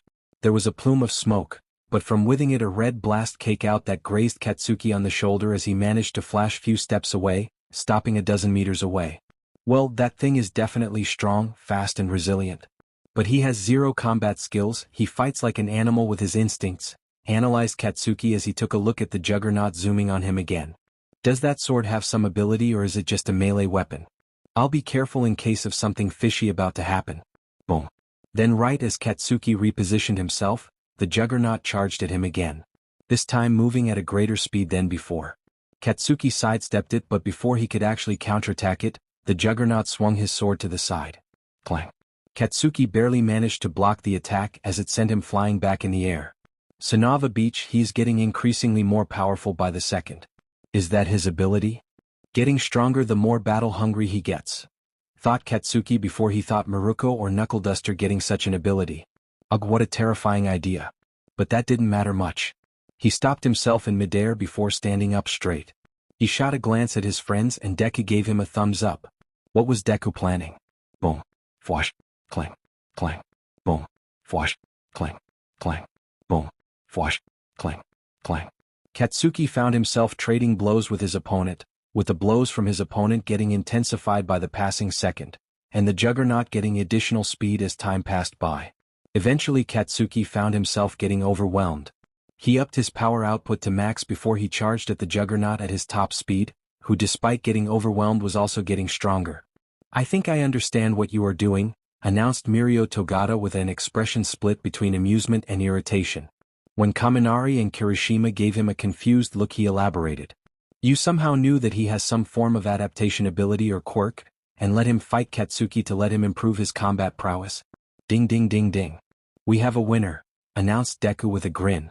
Yes, I casted a quirk that froze time around us to a standstill until I run out of power. Which might be a while, so we might stay here for a while. Kachan will get tired, but I'll just drop in and reset his exhaustion. As for the creature, I'm using a quirk to make him avoid a thought, which is slashing the mask to kill it. Kachan has potential, so I'm helping him get to it.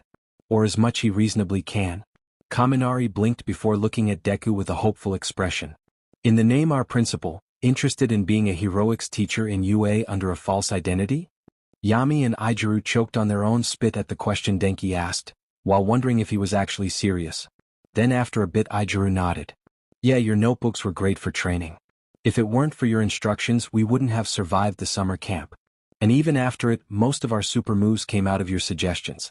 And your advices on how to improve our fighting styles really helped too, admitted Ijiru.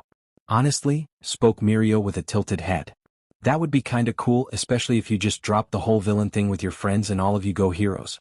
Mara would literally go into argument with the WHA to let it happen.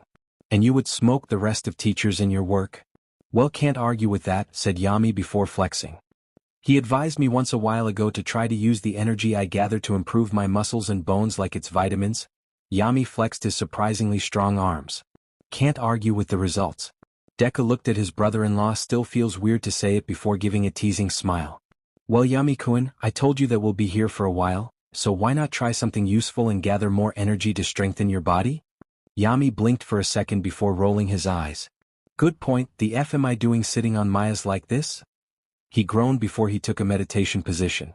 Then his body started glowing with a black aura and he started to float in the air. Ijiru just looked at Deku hopefully. Hey man, anything I can do since we are going to stay here for quite some time? It'll be unmanly to sit idle while everyone else trains, pouted Ijiru while crossing his arms. Deku smiled before he flicked his wrist, and a book appeared in his hand. It was written by hand, but the handwriting was perfect and easy to read. It spoke about the aura nodes and how to unlock your own chaos energy. Denki and Ijiru looked at each other before looking at Deku. Yes, I have a place for you to train a pocket dimension quirk. Time there works differently and you don't need water or food either. Just rest and sleep. Then let's go now please. Ijiru insisted while Denki nodded fervently. Both boys looked adorably excited for the idea of learning what Katsuki can do. Okay, I will, but promise me to not cause each other any damage. Sparring is different from trying to kill each other, insisted Deku. When the boys promised him, he grabbed both of them, then they disappeared from sight. Mirio gave Deku a smile. It's very nice of you to help my juniors grow further as heroes. Thank you. Mirio was honest in his gratitude. Deku just waved it off. Not at all, Mirio-kun. They are true heroes. These two came to this completely different world to save their friends and help catch on while knowing the risks. It only made me respect them more, and they'll need all the strength possible to keep up, explained Deku as the two of them started watching Katsuki fight the Juggernaut. The fight was progressing further, with Katsuki starting to get pressured, but still pushing forward while improving his tactics and moves. He is gaining battle experience pretty quickly, and against an opponent of similar abilities and level, you really are a master of training others best. Izuku Shigaraki, declared Pamela as it was watched with interest. So how long are we going to stay like this? Asked Mirio in curiosity. Well, to be fair, I am not sure. When that monster stops being useful, I'll have Katchan crush it, shrugged Deku. Because if we depend on my stamina, it'll be few decades.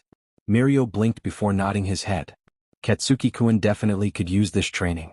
I will support your idea, but if things get dangerous, I'll step in, he warned. Deku nodded. That's literally part of the plan. And your own training too. Mirio gave a confused look. You are smart, but you lack analytical skills. Observe those two and try to envision how they could improve. That would help you when you get sidekicks or become a teacher. Mirio blinked before nodding, taking the task perfectly seriously and observing. He kept looking between the two and analyzing while Izuku focused on keeping the quirks active all the time. Pamela smiled kindly. These kids, they will go far, she thought with excitement. Then she stretched and yawned, ready to nap. They will be fine.